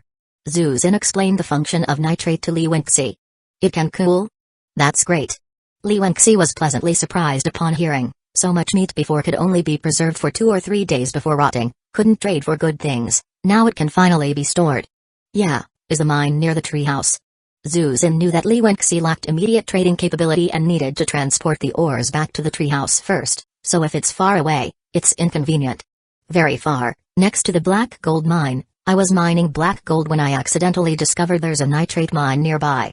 Sigh, the mine is too far, each time requires a long trek, it's really inconvenient. I've been carrying ores for more than an hour now and haven't reached the treehouse, so boring, just came to chat with you. Li Wenxi said helplessly. Accidentally discovered a nitrate mine? Yeah, right. This little rich lady is becoming more and more indiscreet with Zhu Xin. Nonetheless, she probably sees that Zhu Xin has already guessed she has some special abilities, hence she's so nonchalant. Chapter 113, Refrigerator? No, Ice cellar. When you get back to the treehouse, I've got something for you that will spare you from walking to the mines each time. Zuzin didn't want to ask how she discovered the nitrate mine. He planned to give Li Wenxi a bottle of mutation potion and a mutant beast contract to enhance her efficiency a bit. Huh? A means of transportation? For me? Wow, you're too kind. Li Wenxi's voice was full of excitement. This was her biggest trouble at the moment, and she didn't expect Zuzin could solve it for her. Not so much, not so much. Let me give you the items first, and then I'll explain. Oh, by the way, do you have mutant beast meat? Zuzin asked. I have quite a lot, all green grade meat. I haven't dared to eat it, fearing issues. Do you want it? I can give it to you. It seems Zuzin's help with her transportation problem was very welcome, so she was ready to offer him the meat without questioning the reason. You should keep it, this meat can improve your physique over the long term and is extremely delicious. You ate it? The introduction only mentioned it was edible meat, it actually has such effects. Yes, eating it gives a slight feeling of enhanced strength, though very subtle. Oh, I get it. You intend to use nitrate to preserve mutant beast meat, right? Currently, everyone has just come out of the dungeon, and they all have quite a bit of mutant beast meat. They lack preservation skills, so it's the perfect opportunity for us to capitalize. Li Wenxi grew eager. I'm almost there, I'll give you the nitrate when I get back. After hanging up the call, Zuzin took out a mutant beast contract and went downstairs to the synthesis station to make a bottle of mutation potion. He intended to give these to Li Wenxi in exchange for her nitrate. With their current strength, they could forcibly administer the mutation potion to a wild boar or cow and, once mutated, use the mutant beast contract to bind it. The mutant beast contract isn't specifically for mounts, so it definitely won't be like Zuzin riding the Silver King. Fast but steady as Mount-I without being thrown off. But ordinary riding is still doable. And even if not ridden, using it to carry multiple bags for transport is very suitable. This method is extremely fitting for Li Wenxi. Otherwise, she would have to travel long distances each time and carry things herself, wasting time and effort. With time now being extremely precious and labor costs so high, Zuzin felt a bit embarrassed to bargain with her. With nitrate that can cool, Zuzin planned to make several large freezers to store some mutant beast meat as reserve provisions. As Li Wenxi mentioned, he could directly buy some mutant beast meat from the platform, considering there are over 1,800 people returning from the dungeon. Currently, the market is flooded with mutant meat, and prices are quite low because everyone thinks they can't consume all the meat within 3 days. Soon, Li Wenxi called Zuzin with a video. Connecting the video, Li Wenxi appeared a bit excited on the other side. What are you going to give me? I've got the nitrate prepared. Zuzin sent Li Wenxi the attributes of the mutant potion and mutant beast contract. This. You can actually create mutant beasts. Li Wenxi was very surprised, especially when she saw the mutant beast contract, instantly understanding Zuzin's idea. She clapped her hands. You want me to use the mutant potion to create a mutant beast and contract it? That's right. Zuzin nodded. It's best to choose cattle or pigs capable of carrying loads for maximum help to you. If I really have to choose one, then it's cattle. Riding a pig is too weird. Li Wenxi imagined herself riding a pig and instantly shook her head as if trying to shake off the image from her mind. Zuzin informed her of some considerations regarding the contracts and potion, like ensuring the mutant beast has a willingness to submit before using the contract. Understood, let's trade. Li Wenxi directly initiated a trade with Zuzin. Trade initiated by other party, offered, 1 contract of green-grade mutant beast, 1 potion of blue-grade mutation, requested, 2 units of blue-grade nitrate, blue-grade nitrate? The screen showed Li Wenxi playing with a crystal-like block of nitrate in her hand. I just got back and identified them. Among all this nitrate, there are 4 blue-grade ones. I'll give you 2. The introduction seems to say, blue-grade nitrate's functions are much stronger than green-grade. Zuzin immediately clicked agree, and 2 palm-sized blue-grade nitrate blocks appeared in his hand. Nitrate, blue, high-grade nitrate, which absorbs enormous amounts of heat when dissolved in water, with an ultra-strong effect. Only 1 block is needed to make blue-grade explosives. Zuzin saw explosives in the introduction, causing his heart to skip a beat. It can indeed be used to make explosives, though unfortunately, he doesn't have the method to create them. However, the phrase absorbs enormous heat accelerated his heartbeat. Could it be the cooling effect is extremely strong? Have you tried the functions of blue-grade nitrate? Yes, I just casually tossed a block into the basin, and it instantly froze, with the surrounding temperature dropping by several degrees. Li Wenxi pointed to a basin of ice next to her. I even feel a bit cold in my legs now. So strong. It's important to note that regular nitrate requires a large amount to freeze, nearly 1 to 1, and the freezing process is slow, taking half an hour to solidify. But this blue-grade nitrate block instantly froze and even lowered the surrounding temperature. Alright, I can't wait to sign the Mutant Beast contract. I have to finish it before tomorrow's event. I'm heading out first, you study the niter. I'll copy your homework when I get back, hee hee. Okay, by the way, the ice directly made from niter is not edible. Don't use that ice to make any slushies. If you want to eat ice, make it through a bucket. Of course I know that. I'm not that dumb. Ending the video call, Zuzin was also eager to try it out. He filled a basin with water and placed the blue-grade niter in it. Instantly, the water began to freeze at a speed visible to the naked eye. Simultaneously, a chill spread out, and the temperature around him dropped instantly, causing Zuzin to shiver. The niter was thus frozen within the ice, without any change in shape. This is too powerful. Zuzin was a bit shocked. He immediately changed his previous idea of making a refrigerator. What's the point of making a refrigerator? He could completely use these two pieces of niter to create an ice cellar. With an ice cellar, he could store large amounts of mutant beast meat and other foodstuffs, equivalent to a small grain storage. He quickly began planning the ice cellar in his mind. To build an ice cellar, you first need to lower the temperature inside, then place the ice within it. Ancient ice cellars were actually quite simple. In winter, large chunks of ice were chiseled and placed in cellars underground. Because the cellars were underground, they had excellent temperature retention abilities. By summer, the ice hardly melted, maintaining a low temperature in the cellar continuously, thus creating the ice cellar. But now it's the height of summer, there's no natural ice for him to use, so he requires niter to cool and create ice. Ordinary niter finds this hard to achieve. After all, cooling the surrounding area and producing large quantities of ice requires an enormous amount of resources. But his two blue-grade niters can completely meet the demand. What he needed to consider now was where to make an ice cellar. Generally, ice cellars are set underground because they aren't ventilated, have no sunlight, and very little heat can be conducted in, allowing ice to be preserved for a long time. If it was set underground, he would have to go down from the treehouse every time to get something, and it would be troublesome if he couldn't leave the treehouse in certain situations, or if a flood were to submerge the cellar. So Zuzin decided to build the ice cellar on the first floor of the treehouse. Not just for convenience, but he actually realized long ago that the treehouse's floor had heat insulation capabilities. His furnace was placed in the corner of the second floor of the treehouse. Every time he used the furnace, it emitted intense heat due to the high-temperature flames inside. It's worth noting that the flames for melting iron blocks are above 1500 degrees. Whenever the furnace was running, unless he went to get materials, he would try to stay away from the furnace as much as possible. While using the furnace for long periods to smelt ore sand on the second floor, the temperature near the furnace was extraordinarily high. Given the ambient temperature wasn't low, the entire second floor felt like a high-temperature sauna room. Logically, the third floor should also feel like a steamer. But it didn't. The third floor's floor was even still cool, except for areas near the stairwell, which were slightly affected.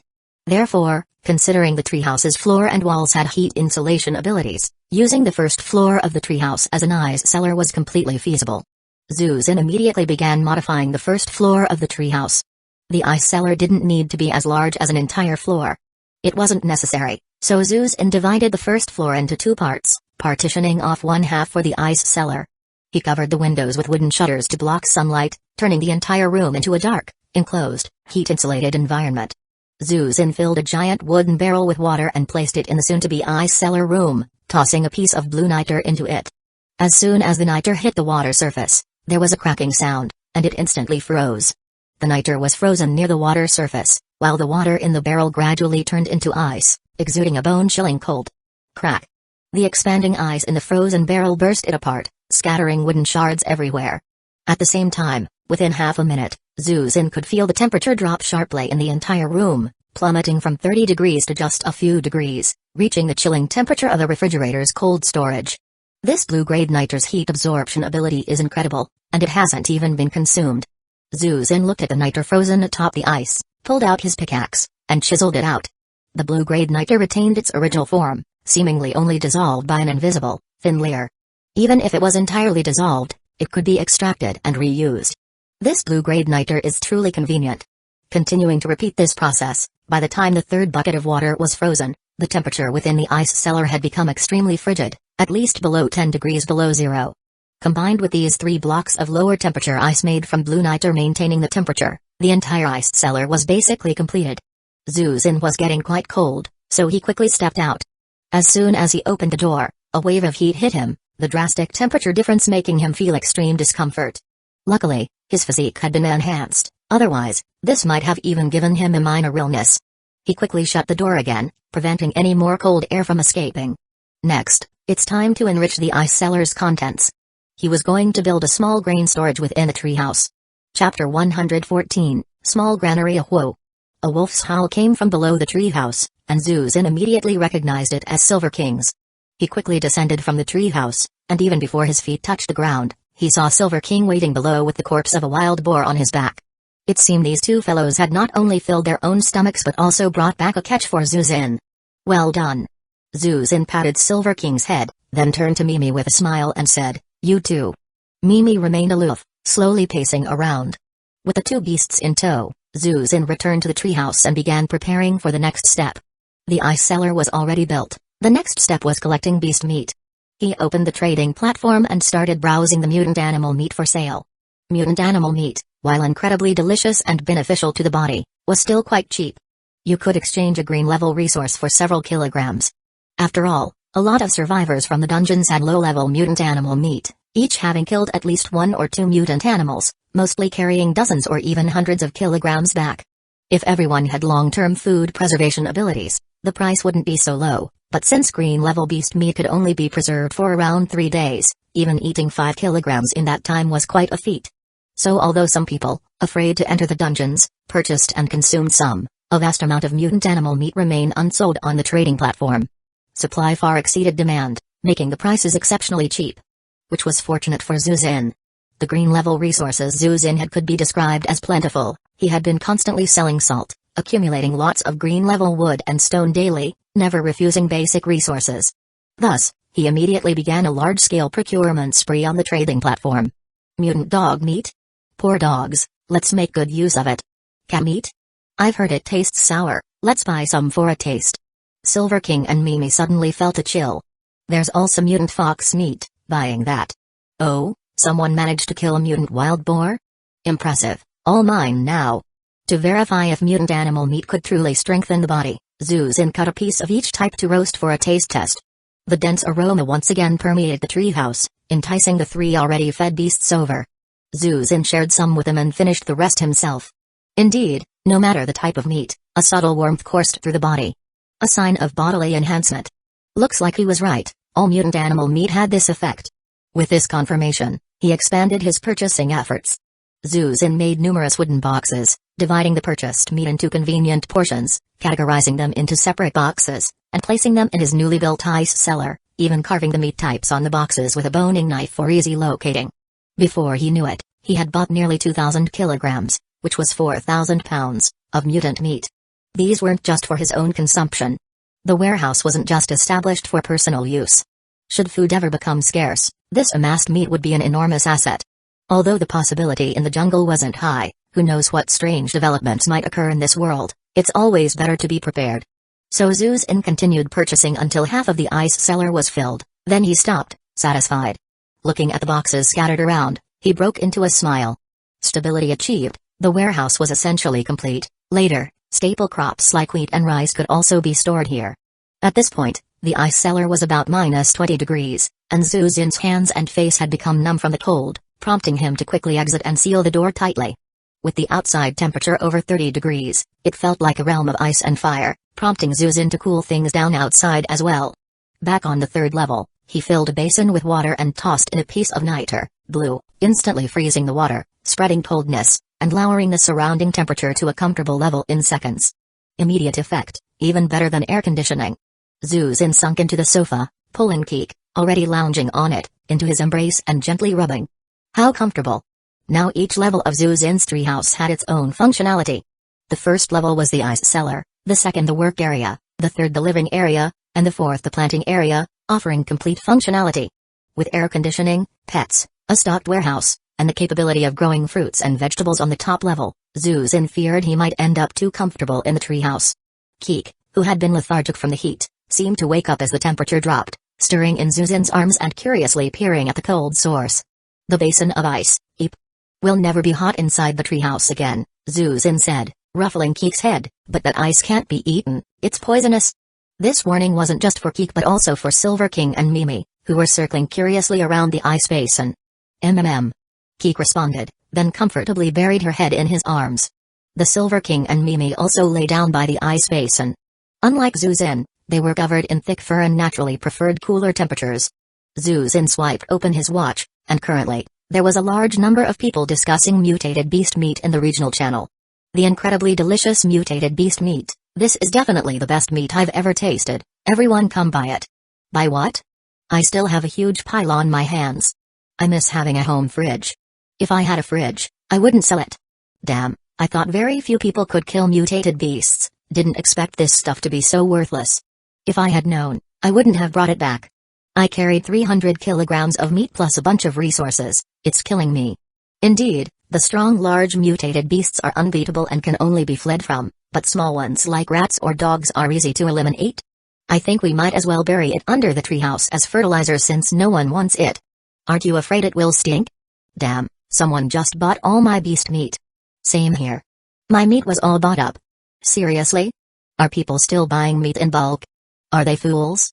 It'll all rot in the treehouse in a few days. Perhaps they have a method for preservation? How is that possible? Do they already have electricity or a fridge? Those top-ranking big shots, maybe they really can. Just because you're bad doesn't mean others are too.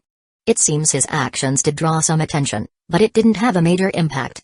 Though he acquired several thousand kilograms of meat, it was just the stock of under 100 people, barely a drop in the ocean overall. Zuzin noticed that, although everyone in the regional channel claimed the meat tasted great, no one seemed to mention eating this meat would enhance strength. Could he not feel it? Zuzin asked in the Explorers group, have you all eaten the mutated beast meat? Wang Lei, haven't eaten it. Most of what I have is rat meat, really hard to swallow. Though the regional channel says it's delicious, I think I'll pass, I don't lack meat. Zhao Zixuan, you're better off than me. I have centipede meat, and even spider meat, all green-grade meat. I just toss it away. Who would eat that stuff? Chigzfai, you encountered centipedes? Centipedes can be used in medicine, and you just threw it away. Zhao Zixuan, damn, it was as big as a python, and you say it's medicinal? Chigzfai, dry and grind it, it's not a big problem. Centipedes can calm convulsions, detoxify and break up knots, clear meridians, and relieve pain. What a shame. Zhao Zixuan, too professional, can't understand. Wang Lei. Many things in traditional medicine are really hardcore. Zuzin, throwing it away is such a waste. Mutated beast meat is extremely delicious, the best I've ever tasted, and most importantly, eating it enhances strength. Qin Yanlong, enhances strength? Wen Gaixin, eating it enhances strength? How do you know that, Zuzin? I've been eating it since yesterday, and aside from it tasting really good, I don't feel anything. Wen Gaixin's words made Zuzin a bit puzzled. Do they really not feel that the mutated beast meat can enhance strength? If Wen Gaixin merely puzzled him, Ji Qiang's words made him frown. I've been eating it since yesterday too, whether from its description or from my own experience, this is just delicious ordinary meat. Zuzin, how do you determine that eating this meat will enhance strength? Do they really not feel it? Could it be that the strength-enhancing effect is only useful to me? Wait a minute. Zuzin, when using the contract from the silver treasure chest, did you have any special feelings? The contract from the silver treasure chest is Treehouse renovation contract. When Zuzin first used it, he felt a warm flow coursing through his body, followed by a noticeable increase in strength. Wen Gaixin, what feeling? After using that contract, didn't the strength suddenly increase a bit? We already knew that. Zuzin, you didn't feel anything else? Zhao Zixuan, no, I only noticed that my strength increased a bit later. Zuzin understood. It seems only he can perceive that warm flow that accompanies the increase in strength. They don't perceive the warm flow, and naturally can't perceive the function of the mutated beast meat. The changes are subtle, and they can't detect a slight increase in their strength. This, perhaps, is a unique ability of his to discern. Chapter 115, The Thunderstorm Arrives. Just when he wanted to say something, Li Wenxi suddenly spoke up in the group chat. Everyone, I found nitrate. We can make ice now. It had been over 2 hours since Zuzin traded with her. It seemed she should have already contracted a mutant beast and returned to the treehouse. Li Wenxi's words immediately shifted the focus of the group. Wen Gaixin, nitrate? That nitrate for making ice? Wenxi, I want some, sell it to me, I'll trade you with blue-level resources.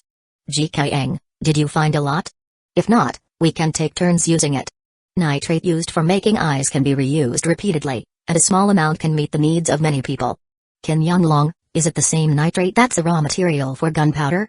Wang Lei, it should be, but without sulfur, you can't make gunpowder, right? Chigs Pie, do I have a share too? Many medicines need to be stored at low temperatures. Li Wenxi, everyone gets a share, but even after I mined all the nitrate, there's only less than 100 kilograms. If you want some, I can only sell you 10 kilos each, as I need to keep some for myself. It seems she knew how to keep some secrets, not mentioning the "it's just enough" she said to him. But since the nitrate is measured by the kilo, it seems she's offering green level nitrate. The group chat was lively, with everyone asking Li Wenxi about the nitrate, but Zhu Xin wasn't interested. He had blue level nitrate, which was more than enough for refrigeration. However, he was curious about whether Li Wenxi had successfully contracted a mutant beast, so he privately asked, "What animal did you contract?" Li Wenxi was busy negotiating prices with others and didn't reply to him, but after a while, she suddenly video called Zhu Xin. In the video, behind her was a mutant bison several times larger than the mutated Silver King Mimi. The bison's fur was now covered in blood red patterns. Being big is quite normal, large herbivores are generally bigger than carnivores. The largest bison species on Earth, the Ganges country bison, can easily weigh over 1,000 kilograms, with the largest ones reaching 1.5 tons. Moreover, the bison has very low body fat content, composed mostly of muscle, which gives it immense strength. Its charge is devastatingly powerful. The downside is its clumsiness. A matador can play with a bull using just a piece of red cloth, causing it to charge blindly. Therefore, if contracting bodyguards, Zhu Xin would still prefer feline or bear species, which are born hunters. Cattle are more suited for carrying loads or plowing fields. Look, I took your advice and contracted a cow. It can be ridden and carry backpacks, and it's much faster than walking by myself. Absolutely fantastic. Li Wenxi looked very excited and was quite satisfied with her cow. Congratulations. This is a cow, why didn't you contract a bull? It might have been stronger, Zhu Xin observed the cow. He'd only given Li Wenxi 1 dose of the potion, which meant the cow mutated with just 1 dose. Clearly, entities like Silver King that require large quantities of potion are rare. I definitely couldn't handle a bull. That horn is really scary. Li Wenxi patted the cow's back and spread her hands. I ambushed this one when it was alone. A cow is pretty good too, maybe we can even get milk in the future. By the way, have you finished your freezer? Zhu Xin explained to Li Wenxi how he used blue-level nitrate to make an ice cellar and advised her to store some mutant beast meat after finishing hers, because in 3 days they might run out. An ice cellar, huh? Okay, I'll give it a try now. Li Wenxi was eager to test. After hanging up the video call, Zhu Xin looked at the explorers group. Everyone had already bought nitrate from Li Wenxi and were discussing how to make a fridge. Zhu Xin decided to clearly explain the mutant beast meat subject to them. He plainly told them that mutant beast meat indeed enhances strength, but it's quite mild, requiring long-term consumption to be effective. Thus, he advised them to stock more mutant meat as well. He didn't disclose how he knew this, which might be related to his abilities. Whether they listened or not was up to them. After finishing everything, the day was already nearing its end. During the time since leaving the dungeon, he renovated the treehouse, installed a lightning rod, dealt with the piranha issue, obtained a full set of purple-level equipment, explored the giant cavern in the lake's center, and established a rooftop garden and a basement ice cellar. This day and night had been extraordinarily productive, significantly boosting his survival capabilities. Tomorrow would usher in the new event, the stormy season. He hoped all his efforts were worth it. After freshening up, Zhu Xin hugged Keek and headed to his bedroom, setting up a pot of ice inside for cooling. He laid out his cotton mattress, made a quilt, and comfortably settled into bed. After all, using an air conditioner while covered is much more comfortable than sleeping uncovered in the scorching summer. He hoped the activity tomorrow would be simpler. As he stroked the little companion by his pillow, he gradually drifted off to sleep. Zhu Xin was jolted awake by a clap of thunder. Never in his life had he heard such loud thunder. It was as if the thunder exploded right above his head, making him spring off his bed in bewilderment. Eek! Keek also got scared, jumping up and flipping over before crawling onto Zhu Xin's shoulder, vigilantly watching the window outside. Zhu Xin also looked out the window. It was just past 6 in the morning. Normally by this time, sunlight should have already penetrated the room, but it was incredibly gloomy outside, giving off a completely overcast feeling. Getting out of bed, Zhu Xin craned his neck to look outside, where the sky was shrouded in dense, dark clouds. These gray-black clouds were patchily joined together, stretching all the way to the horizon, massively thick and vast, engulfing the entire sky. Each cloud seemed like a mountain peak looming in the air, suspended as if by Buddha's five-finger mountain, creating a sense of oppression that made Zuzin even struggle to breathe. These thunderclouds hung so low that he felt they were within reach. Despite the gloom outside and the sky being thickly clouded, there was no rain yet. The air was extremely humid, making breathing uncomfortable, and the surrounding air seemed to thicken. Zuzin noticed that the cotton quilt he changed just yesterday felt damp now. This feels uncomfortable, Zuzin thought, feeling damp all over and just wanting a shower. Opening the bedroom door, Silver King and Mimi were already awake, likely stirred by the deafening thunder. Suddenly, a bright flash streaked across the window, a thick bolt of lightning tearing through the sky just as Zuzin's expression changed and he reached to cover his ears. The thunderous roar burst forth again, instantly clearing any lingering fog from his newly awakened mind. Is the lightning this close? Zuzin was startled. The lightning struck very close outside, practically down in front of his eyes. The massive bolt was spectacular, though brief, it etched itself into Zuzin's mind. Visual senses might deceive him, but auditory senses won't. From seeing the flash to hearing the thunder was barely a second, if that, calculating by the speed of sound, the lightning was only about 300 meters away. The thunder emanated from the clouds, meaning the layer of clouds overhead was no more than 300 meters from the treehouse. Such low clouds. Ordinarily, cumulonimbus clouds are low, around 600 meters, but 300 meters are decidedly excessive. At this height, the oppressive feeling was overwhelming, almost as if they could fall directly down. And the thunder was so loud, his head buzzed with the noise. Another bolt of lightning streaked across, with Zuzin instinctively covering his ears. This time, Zuzin consciously counted the seconds, and about a second later, the deafening thunderclap resonated, startling the whole jungle into a frenzy, countless animals fleeing in panic. Thunder without rain? Indeed, despite the heavy gray-black thunderclouds overhead and the especially humid surrounding air and despite two thunderclaps, not a droplet of rain fell. Another bolt flashed, and before Zuzin could react, a massive sound erupted from above his treehouse, followed by the rolling thunder. What's happening? Zuzin rushed to the top floor, and through the glass on the ceiling, he could see arcs of electricity writhing around a lightning rod he had set up on the top floor. A few seconds later, the arcs gradually disappeared. The lightning rod absorbed the lightning. His treehouse was actually struck by lightning. In the next 2 minutes, 5 more bolts struck, 3 of them hitting the lightning rod. The black lightning rod made of black gold was now surrounded by electrical arcs, the black rod glowing faintly white after absorbing the lightning, growing brighter with each strike. Is it charging? Zuzin understood. The lightning rod could provide power to the treehouse, and the light on it likely indicated the power level. As for why most of the lightning struck his treehouse, it was easy to explain. His treehouse was the tallest tree around, with a lightning-attracting rod that was hard for the lightning to miss. Zuzin suddenly remembered that the last event reward for returnees was to add a floor to the treehouse. Even a short treehouse, once elevated by a floor, would become one of the tallest trees in the jungle, surely drawing lightning. Goodness, even the event rewards are hidden traps. Moreover, almost everyone in Explorers has a more advanced treehouse. Even without an added floor, they could still attract lightning. Chapter 116, Jungle Fire. Should we provide them with lightning rods? Zuzin personally is willing. Each of these people possesses exceptional skills, and if they were to die in a storm, it would be a great loss.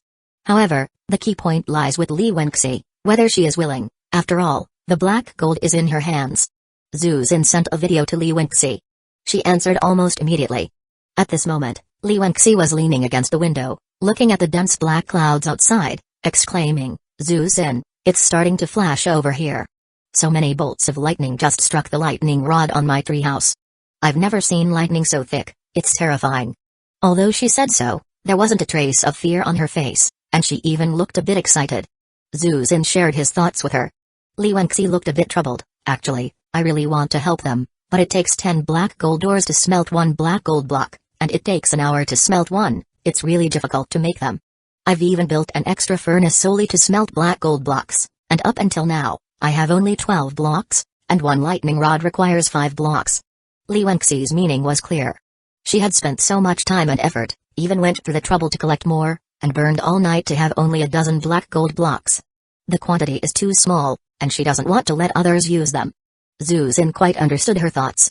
Even he didn't have many resources, and helping others would be irrational. One should help others only when there is abundance. Now, even one's own needs aren't met, so focusing on oneself is enough. I didn't expect black gold blocks to be so hard to obtain. I hadn't considered this. Zuzin felt a bit embarrassed and apologized. realizing his earlier words sounded a bit sanctimonious.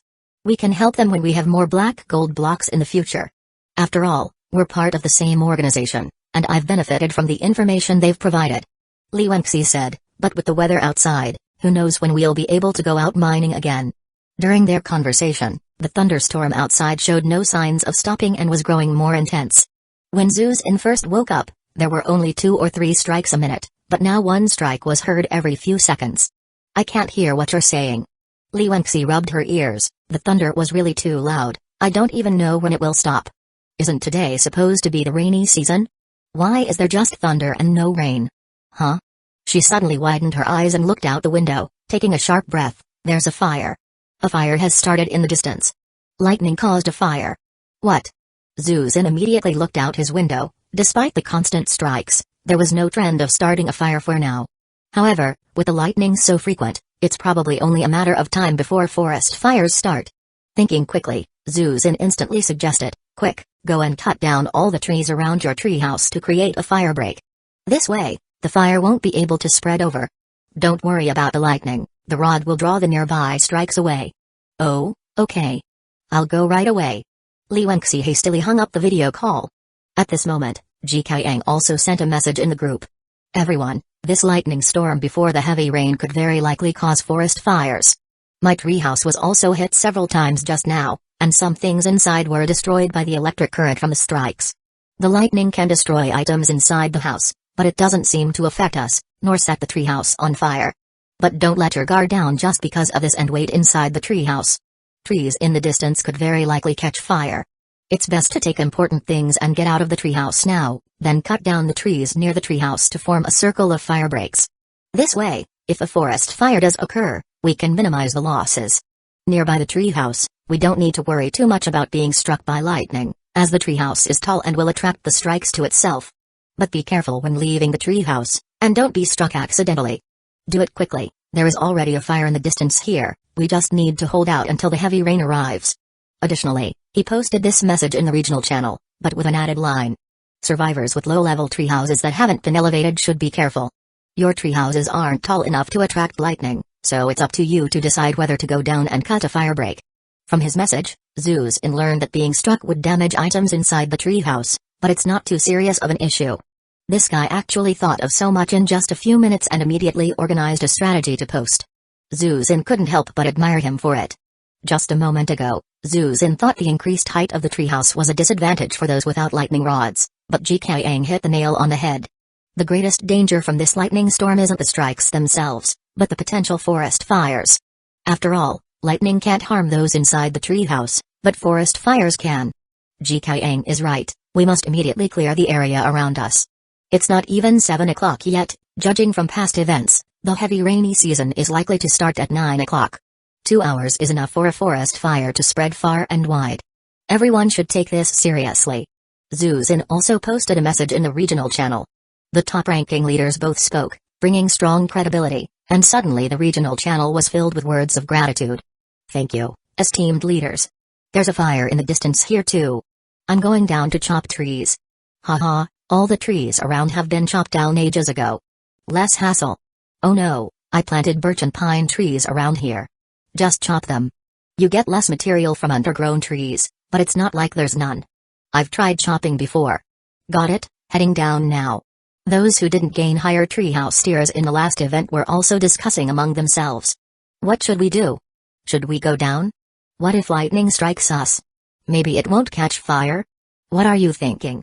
With thunder this frequent, the chances of a fire are too high. Shit, there's a fire on my side. It's over, it's over. Damn it, I can't be a coward anymore, I'm going down. It's better to be struck by lightning than burned to death. At least it would be quick and painless. Makes sense, I'm going down too. Me too. Let's go together. Meanwhile, on Zoo's inside, as a lightning bolt struck, a fire suddenly ignited about a kilometer away. Fortunately, there wasn't much wind in the forest just now, so the fire didn't spread quickly. Seizing this chance, Zuzin quickly arrived under the treehouse. To speed up the clearing process, he made an iron axe, blue, and also crafted an iron shovel, blue. Iron axe, blue, a high-grade iron axe, extremely sharp and durable, capable of cutting down trees up to the highest purple grade and some special types of trees. Durability, 3,000. The iron axe, blue, boasts a durability of up to 3,000 and can cut down green-grade trees with just one swing, doubling the efficiency of a stone axe, and it can also chop down some special types of trees. However, Zuzin has yet to encounter a tree that a stone axe couldn't handle. As for the iron shovel, it has a 50% chance of transplanting trees, which he prepared for the apple tree below. During the novice protection period, he had already cleared the area under the treehouse. Now, he needed to expand this clearing to prevent the flames from reaching the outer tree crowns if a forest fire broke out. Under the treehouse, the apple trees he planted were bearing fruit, while the pine and birch trees had grown tall. By timing, the apple tree is just right, but the pine and birch trees should fully grow tomorrow, right? Zuzin had a moment of doubt, but now wasn't the time to ponder these things. The efficiency of the iron axe was remarkable. Zuzin went to the pine and birch grove, chopping down one tree per swing, collecting all the timber, and then began madly chopping around the treehouse. The dark clouds above seemed to press lower and lower, making him hesitant to look up at these almost mountain-like clouds. The oppressive thunderstorm clouds hung overhead, combined with the sticky, humid air, making it hard for him to breathe. He could only swing his axe following the persistent lightning strikes, his head spinning from the deafening thunder rumbling every 10 seconds or so. Luckily, the surrounding lightning was drawn towards the treehouse and its lightning rod, causing him no harm. On the contrary, the lightning rod atop his treehouse was glowing brightly, indicating it was about to be fully charged. On another side, the sky was painted red by the forest fire, and the rolling wave of heat was already approaching, prompting Zuzin to speed up his chopping. The area Zuzin had to clear was considerably larger than others, though 100 square meters wasn't too large. He walked back and forth to deposit timber at the treehouse several times, eventually clearing a zone of around 20 meters wide around the treehouse as a firebreak. Generally, a forest firebreak is 40 to 60 meters wide, depending on the surrounding vegetation type. If it's a lawn, 10 meters might suffice, but for shrubbery, it's usually 60 meters. Zuzin had already removed all the shrubbery from the ground, so 20 meters would barely do. What mattered most was that he could already see the fire spreading in the distance and the red-tinged sky. He couldn't continue any longer. The apple tree, blue, was also planted outside the treehouse area. Zuzin went to the fruit tree, harvested all the fruits, and resolutely dug into the tree's roots with a shovel. He already had an apple tree in the top floor plantation of his treehouse, so this fruit-bearing tree wasn't as important. The 3-meter-high sapling slowly toppled over. Obtained. 1 apple tree seed. Obtained. 1 blue-grade apple tree, can be transplanted into green-grade or higher soil. Please transplant within 24 hours, success. The 50% chance paid off for him. Of course, thanks to the Coy effect, the actual probability wasn't really 50%. He'd experimented before and found that the 50% odds on him were about 2 out of 3.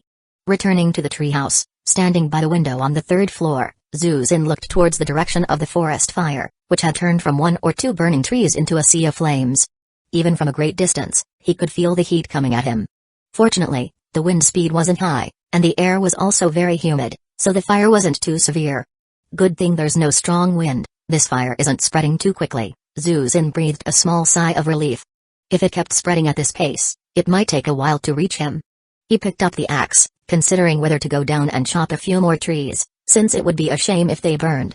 However, as if responding to his thoughts, just as he was about to turn, the gentle breeze outside abruptly turned into a fierce gale.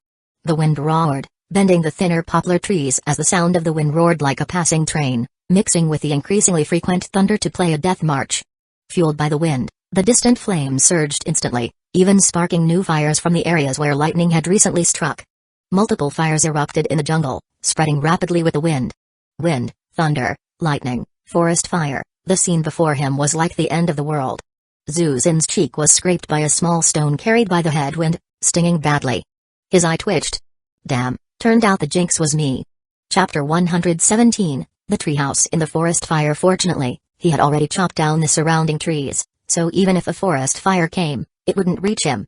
However, considering the smoke might get into the treehouse, he installed glass windows on all the windows and sealed the windows on all 4 levels. The thunderstorm outside was ongoing. Zuzin was so annoyed by the thunder and the constant sound of lightning strikes on the roof of the treehouse that he couldn't stand it. Finally, he rolled some cotton into a ball, stuffed it in his ears, and felt a little better. The area around the treehouse hadn't caught fire thanks to the lightning rod, which diverted all the nearby lightning, but the places farther from the treehouse weren't so lucky. Looking out the window, forest fires were blazing in all directions, spreading almost everywhere, gradually surrounding the treehouse. But Zuzin wasn't panicked. He had already done everything he needed to and there was no need to panic. Even if something really happened, panic wouldn't help. Just now, because the windows weren't closed, the heat waves from outside blew in, making the room unbearably hot now. He took a basin of water, threw some saltpeter in it, and instantly, the room temperature became comfortable. Sitting on the sofa, Zuzin let out a long breath. Kik was on the sofa at that time, covering her ears with her head buried, her big tail behind her constantly swaying. At first, she was startled by the thunder, but now it didn't bother her that much, though she was still annoyed by the noise every 10 seconds. Zuzin rolled 2 more cotton balls and stuffed them into Kik's ears, allowing her to lift her head from the sofa, though she still appeared a bit listless. Silver King and Mimi were lying nonchalantly in the living room. They seemed to have a strong tolerance for the noise. Mimi even yawned, squinting its eyes and starting to rest. Influenced by these 2 guys, Zuzin wasn't so agitated. After chopping trees for such a long time, his stomach was growling, so he decided to have a hearty breakfast. He brought out the pig meat that Silver King and Mimi had hunted yesterday and gave it to them. Then he summoned a bat from his wristband to join them in feasting, as he went to cook some lotus root mutant pig meat, paired with fresh fruits, having a sumptuous breakfast amidst the rolling thunder. The faint warm current flowing in his body made him clench his fists. If he continued to eat his mutant beast meat, the longer it went on, the bigger the gap would become between him and others. After finishing the last segment of the orange in his hand, he suddenly remembered it was the 4th day since he had planted the strawberries. His blue-grade strawberries should be mature by now. So, he went to the planting garden on the top level of the treehouse. As soon as he went up, Zuzin was dazzled by the light emitted from the lightning rod. The lightning rod was like a spotlight emitting white light in all directions, producing a dazzling glow. Moreover, Zuzin felt that the light even carried a hint of heat, like sunlight. Perhaps because too much electricity had been stored, it couldn't continue storing, so it automatically converted into thermal and light energy, releasing it. Wait, doesn't that make the lightning rod equivalent to a supplementary grow light in a greenhouse? This way, even if it's cloudy with overcast skies and no sun, the plants in his top-level garden could still perform photosynthesis, continuing to grow normally. Even if it could stay this bright, the plants might continue to grow at night, potentially further shortening the maturation time. This fits the needs of the top level perfectly. However, there are also drawbacks. It might be useless when there's no lightning. And if the lightning rod is this bright at night, his treehouse would be like a big light bulb, attracting the attention of nearby beasts and mosquitoes, and might even be seen by other survivors not far away, which wouldn't be a good thing. Forget it, take it one step at a time. At least for now, it's a good thing for him. Zuzin walked up to the large flower pot where the strawberries were planted. The 5 strawberry plants in the pot had all borne fruit. The egg-sized fruits hung on the strawberry vines, each presenting a bright red color, like red agates, making them look very appetizing. Each strawberry plant had 7 fruits, yielding a total of 35 blue-grade strawberries in this patch of soil. Zuzin picked a large strawberry, examining it in his palm. Strawberry, blue, a directly edible fruit with a very sweet taste. A single bite can fill you with happiness. After eating, it can eliminate negative mental states and keep your mood at its best for an hour. This description made Zuzin frown. What kind of effect is this, a fruit of happiness? It somewhat feels like something that you inhale. He wiped the strawberry in his hand and, without washing it, took a bite. It was self-grown and hadn't been sprayed with pesticides, so it was very clean. A burst of sweetness bloomed in his mouth. This blue-grade strawberry was indeed much sweeter than the green-grade strawberries he had tasted before. Zuzin ate the whole strawberry, licking his lips. Not only was the tip of the strawberry sweet, but the base of the strawberry was also sweet, which brought a slight smile to his lips. In the moment he ate, his mood, which had been somewhat irritated by the thunderstorm, calmed down, and his mind instantly became clear. This feeling was different from the mental restoration provided by an orange. An orange restored spiritual power, relieving the fatigue of a constantly working brain, but Zuzin had just woken up and wasn't tired, only agitated by the noise. A full spiritual power doesn't mean one's mood is positive or that one can make the right judgments. He instantly understood the real function of the blue-grade strawberry. Thinking back to when he encountered a cannibal flower, even though he had already eaten an orange, blue, which maintained his optimal spiritual power, he was still affected by the pollen, leading him to do some careless things he usually wouldn't do. And when in the dungeon passage, the bat's cries made his head ache, and he took a long time to recover. And this fruit could give Zuzin a clear head and stable emotions in such situations. A good thing indeed. Zuzin picked all the strawberries and stored them in his pouch. Wah wah wah. Kik followed closely behind Zuzin, And as soon as he picked the first blue-grade strawberry, she was attracted to this new blue-grade fruit. Seeing him storing all the fruits, she got anxious and tugged at Zhu Xin's pant leg, calling out. Indeed, he hadn't given the little guy blue-grade fruit yet today. Zhu Xin took out a strawberry and placed it in Keek's hand. The strawberry was egg-sized, and Keek held it with satisfaction, sitting on the floor and nibbling at it. The thunder was still rolling outside, but it no longer irritated him. He even felt the thunder's rhythm to be somewhat dynamic, which made him marvel at the effects of the blue-grade strawberry. A happiness fruit that lasts an hour. Speaking of which, the effects of this strawberry really do seem a bit like something. It shouldn't be addictive, right? Returning to the third level, Zhu Xin washed a few fruits, brought over a chair, and sat by the window, holding Keek. He ate the fruits while looking out the window. The sea of fire had already spread over, getting very close to the treehouse. The thick smoke rolling had blocked most of the view, making it nearly impossible to see anything. But fortunately, the glass windows kept the smoke out of the treehouse, and the treehouse's outer walls had heat-resistant properties. Coupled with the powerful air conditioner effect of the blue-grade saltpeter inside, the entire interior of the treehouse was unaffected. Inside and out, it was the difference between heaven and hell. There wasn't much time left before 9 o'clock. The mysterious activities of today should start soon. Zhu Xin sat by the window, waiting quietly for the mysterious voice to announce the start of the activity. Chapter 118, The Rainy Season Arrives. Outside, the flames roared into the sky, while inside it was cool and comfortable. Zhu Xin sat on a chair, patting Keek's little head while browsing the regional channel. Thanks to Ji Kang and his contributions of the guide, the number of people hadn't dropped much. Originally over 3,900, and now it's 3,895. Only fewer than 100 people had died in this lightning storm. Oh my god, it's a good thing I listened to the experts and chopped down all the trees around me. Now, my surroundings are completely burning, except for this smoke. Cough cough. After this fire, what's going to be left? Where's that promised rainy season? Hurry up and come. Without it, there really won't be any jungle left. Let me tell you, just now while I was chopping trees, lightning struck no more than 10 meters away from me.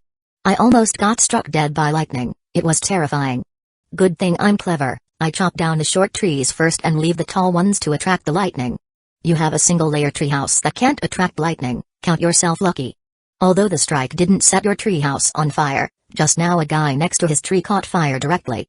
According to him, the fire spread right up to his treehouse. It's been half an hour since he last said something. Looks like he's in big trouble. Attracting lightning can be dangerous too. A lightning struck the treehouse the moment I left it, and before I even descended, another strike hit. If I had left a bit earlier or later, I would have died. That's just your bad luck, coinciding with 2 lightning strikes in quick succession, or maybe you're simply too slow. Usually, there's a gap of at least a dozen seconds between strikes. As long as you promptly get out of the treehouse right after the first strike and move quickly away, you won't get hurt. Oh crap, the lightning broke my bed, and it's a blue-grade wooden bed. Why haven't you stored your important stuff in your backpack and kept it close? The regional channel was bustling. It seemed most survivors had followed Ji Kang and Zhu Xin's advice. With the forest fires unable to reach them, and unable to leave their tree houses, they idled away in the regional chat. Having gone through so many activities, those who managed to survive were mostly capable individuals, so the regional channel was no longer full of pointless complaints and shock but rather filled with people expressing their insights. The explorers group was also lively. Zhao Zixuan, I'm seriously screwed.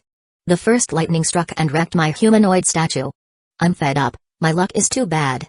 My statue, my points. Wang Lei, damn it, the refrigerator I just finished making is gone, the mutant beast meat inside got burned. I'm genuinely frustrated. Wen Gaixin, your luck is really bad. I only lost a few ordinary tables and chairs, quickly realized it, and stored all the important things in my backpack to carry with me. The lightning doesn't seem to damage things around us. Li Wenxi, I also packed early, so nothing major got damaged. Ji Kang, I've carefully observed, as long as I'm in the treehouse, things around a 2-meter radius remain undamaged. So just keep the crucial items nearby. Zhu Xin couldn't join the conversation at all because he had a lightning rod, and nothing inside his house was destroyed.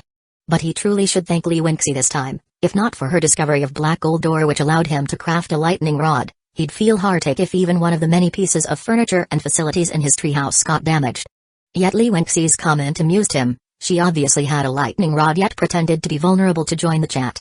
Chig's-fi, is this confirmed? That's wonderful. I've been carrying so many things, it's killing me. Seeing Chig's words, Zhu Xin suddenly remembered that he had actually made a deal with this woman earlier, and she had promised results in 3 days. Now 3 days had passed. Where are her results? Zhu Xin didn't ask in the group directly but sent her a private message. 3 days have passed. Is your potion ready? The reply came quickly. It's ready. Just give me 1 more day. Collected a lot of special herbs yesterday. I can enhance the potency further. Her reasons were persuasive, and Zhu Xin wasn't in a particular hurry to get her concoction, so he replied, all right, 1 more day then. Thank you. Their conversation ended there. Zhu Xin was actually quite curious about what kind of potion Chig's would concoct. The watch's hands pointed to 9 o'clock, and the mysterious voice finally rang out. Survivors, today's activity is about to begin. Now we will introduce the activity content. Please listen carefully. Throughout the next day and night, there will be a non-stop superstorm accompanied by lightning and hurricanes. Rain and hurricanes will bring things not present in the jungle. Your task is simple: survive through this storm to see the light of tomorrow. This activity is rainy season. Survivors, let the force of life shine through in this century-rare natural disaster. This is the last activity of the first phase. If you survive, you will embrace a new future. The second phase is coming soon. Everyone, don't fall in the last darkness before dawn. A friendly reminder: do not explore regions outside the treehouse's protective range, or terrifying things might happen. The time for reward is today 9:00, tomorrow 6:00. Good luck surviving the rain and starting a new journey. Rainy season activity begins now. As the mysterious voice rose, the lightning storm simultaneously ceased, as if even the storm dared not defy the voice. But the moment the voice finished talking, the sky again crackled with thunder, and heavy rain began pouring instantly, becoming a continuous sheet. The sound of cascading water outside the treehouse felt to Zhu Xin as though his treehouse were in a waterfall. The torrential rain fell over the raging forest fire, immediately evaporating countless raindrops, shrouding the jungle in mist. But it was merely a moment before being suppressed by the waterfall-like rain. The blazing forest fire persisted only a few seconds before the downpour extinguished it completely. Not even a wisp of smoke remained, leaving behind only a charred black wasteland. This rain was unquestionably the largest Zhu Xin had ever witnessed in his life. Perhaps it shouldn't be called a storm but rather waterfall rain. Stepping outside now, the raindrops hitting would feel not unlike a waterfall crashing down. Even though the rain had extinguished the fire and pressed down the smoke, nothing outside was visible due to the sheer intensity of the rain nearly blocking all sight. Zhu Xin could barely catch a glimpse that the once vibrant green jungle around him had turned into a barren charred forest, breaking apart under the lashing rain, with chunks of charcoal scattered across layers of ground, swept away by the deluge to unknown places. The prior jungle left only a barren clearing. Even the turf had burned away completely. Wait, what's that? Zhu Xin scrutinized the ground near the treehouse, barely making out through the torrential rain's curtain. It was his firebreak clearing. Apart from ordinary grass, all vegetation was cleared by him. But now, several tender shoots quickly emerged from the soil. These sprouts stretched upwards before Zhu Xin's eyes, growing out sturdy branches, taking a mere minute to mature into several wrist-thick saplings. Looking around, everywhere appeared to reflect this phenomenon through the gaps in the rain, as if spring had arrived, life reincarnated. Once burnt to wasteland, the forest revived beneath the storm. This spring rain seemed a bit too violent. Each tree developed into small trees 3 to 4 meters tall, densely scattered. It appeared that once these young trees grew, the dense jungle of pre-fire days would reappear before him. Chapter 119, Tornado in a Storm. Zhu Xin's eyes witnessed the revival of a jungle, leaving him in a state of shock. Zhu Xin began to ponder the significance of this event. This time, there was no elimination at the end, nor like the last dungeon event where mandatory task was set from the beginning, but rather a seemingly easy requirement: survive. For now, it seems as long as you stay in the treehouse, there's no danger.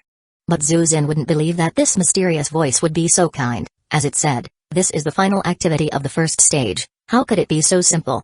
He has been observing the torrential rain outside. The introduction to the event has mentioned that the rain and the tornado would bring some things that do not belong in the jungle. Perhaps these things brought by the rain and tornado are the key to this event.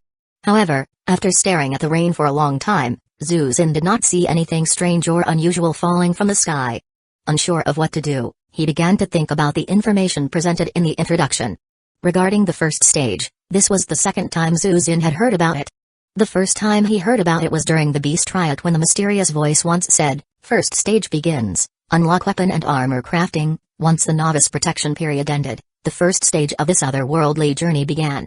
All survivors received a capability at the start of the first stage: weapon and armor crafting.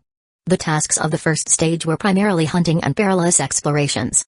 This capability was crucial for these tasks during this stage. Following this logic, the second stage will also bestow a capability, and this capability will certainly be closely related to the activities required in the second stage. But what exactly is the second stage?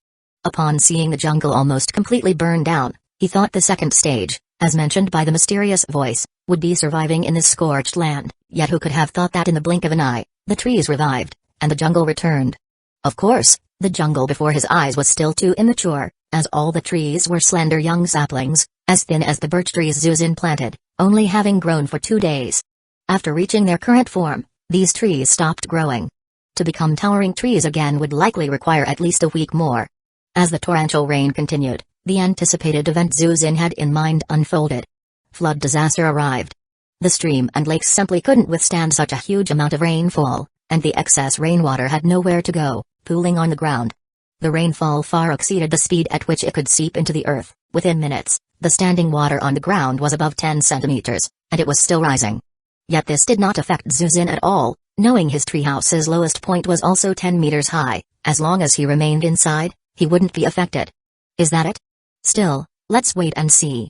Unable to go outside, Zuzin could only sit by the window, listening to the sound of rain and thunder outside. The water level on the ground continued rising, exceeding 1 meter in depth, submerging half of the newly grown saplings. From a glance, the treehouse appeared to stand amidst an ocean. Almost everyone was unable to go outside, making the regional channel very lively. Oh my god, where did these saplings came from? They're growing way too fast. Our jungle is back. It's so magical. Just after the fire disaster, how could it turn straight into a flood? Is this what they call being between fire and water? Thank heavens, I cut my fire break too narrow, almost burning my treehouse. It rained just in time. Folks, why do I have a bad feeling here? Isn't the water level rising too fast below? Wait. Won't the treehouse be submerged? I don't think so. To submerge the treehouse, it would have to be incredibly deep. Whoa, a fish fell from the sky here. A big fish. I've got some over here too. Whoa, what is that thing? Zuzin, bored, watched them chat until someone mentioned a big fish falling from the sky, which made him sit up, quickly looking out the window. Underneath, the water surface was now almost swallowing the new saplings, which meant the depth had reached nearly 3 meters. Isn't this a bit too exaggerated? Zuzin murmured to himself. Yep. The geek in his arm suddenly jumped up, jumped to the window, and leaned against the glass to look outside, but after looking left and right and seeing nothing, it jumped down from the windowsill and jumped to the window in another direction to look outside. Then, it started yip yip yip again, waving its little paw at Zuzin behind, seemingly trying to get him to come quickly and look. Did Geek discover something? Zuzin quickly got up and walked over, looking out the window. Just one glance, and he gasped. A strong sense of crisis surged from within his heart. Right in front of him, at about a kilometer away, a massive dark-colored tornado was raging wildly, sweeping everything from the ground into it, even stirring up the clouds in the sky, sucking the dense clouds into the tornado. Hiss. A super tornado. This was no ordinary tornado. Due to the torrential rain, the amount of water in the tornado was extraordinarily high, forming a dark gray waterspout, and since it sucked in thunder clouds from the sky, bright flashes of lightning occasionally appeared in the tornado. Even from a kilometer's distance, Zuzin could fully feel the oppressive force of this massive tornado. Under such a powerful natural disaster, Zuzin felt utterly powerless. The best way to avoid a tornado is to hide in an underground shelter until it passes. But with the ground covered in water, even digging a hole temporarily isn't possible, and hiding in the water, even in deep parts of a lake, there is a high likelihood of being sucked up by this sky-reaching tornado. The hope now is that the treehouse can withstand the tornado's assault. It's not only the tornado near him. Looking in other directions, Zuzin could faintly see through the torrential water curtain. In relatively far distances, there were numerous massive tornadoes raging. From the sky, it was easy to see the previously cloud-covered sky now looked as if giant tornadoes were growing downward from it. Clouds connected numerous tornadoes, stirring a storm over the entire region. Zuzin saw that in the tornado nearest him, broken trees, beast corpses, and a variety of other things were occasionally thrown out, but due to the distance and water curtain, Zuzin could not see clearly what they were. Zuzin immediately opened Explorer, eager to discuss this with everyone. Zhao Zixuan, whoa, I have a super big tornado here, whoa. Qin Yanlong, I have one here too, it's so big, there's no way to hide. Wang Lei. What a mess, who can survive this mother world? Wen Geixin, hearing you say that makes me relieved. Zhao Zixuan, Wang Lei? Zhao Zixuan, when I type a question mark, it's not that I have a problem, it's that I think you have a problem. Zhu Xin also sensed something amiss. He initially thought that encountering such a large tornado was due to bad luck being nearby, but since everyone had won, it was another matter entirely. Surely they wouldn't make everyone perish? Li Wenxi, the tornado hasn't changed position since it appeared, it's just spinning in place. Ji Qiang, this tornado doesn't seem to be here to harm us, the one I have is also stationary, just spinning, and it occasionally throws things outwards. Zhu Xin. The rain and tornado will bring things not native to the jungle, that's what the voice said. Wang Lei, whoa. Could it not be a disaster, but a treasure tornado? Zhu Xin looked at the tornado, although it appeared intimidating, it was indeed spinning in place without any sign of moving toward the treehouse, and it continuously threw things out. Yep. Keek, sprawled on the windowsill, tugged at his clothes again. He should have realized sooner. When Keek first noticed the tornado, its call did not make him feel tense, because it was not a call signaling danger, but a call discovering treasure. In the tornado, there really is treasure. Chapter 120, Flooding the Treehouse. The torrential rain continued, but the frequency of thunder had noticeably decreased since the activity started. Silver King and Mimi also came to the window side, curiously watching the giant tornado outside, yet they seemed unafraid. Perhaps mutated beasts have the ability to foresee danger, so they don't feel threatened by this massive tornado and thus aren't afraid. Ying. Ying ying ying. Keek stood at the window and explained about the tornado to the two beasts. Zhu Xin couldn't understand what they were saying and shook his head, looking towards the bottom of the treehouse. The water level is rising too fast. The water level under the treehouse continued to rise, completely submerging the newly sprouted saplings beneath the surface, turning the area outside the treehouse into an ocean-like expanse, with an estimated height of almost 4 meters.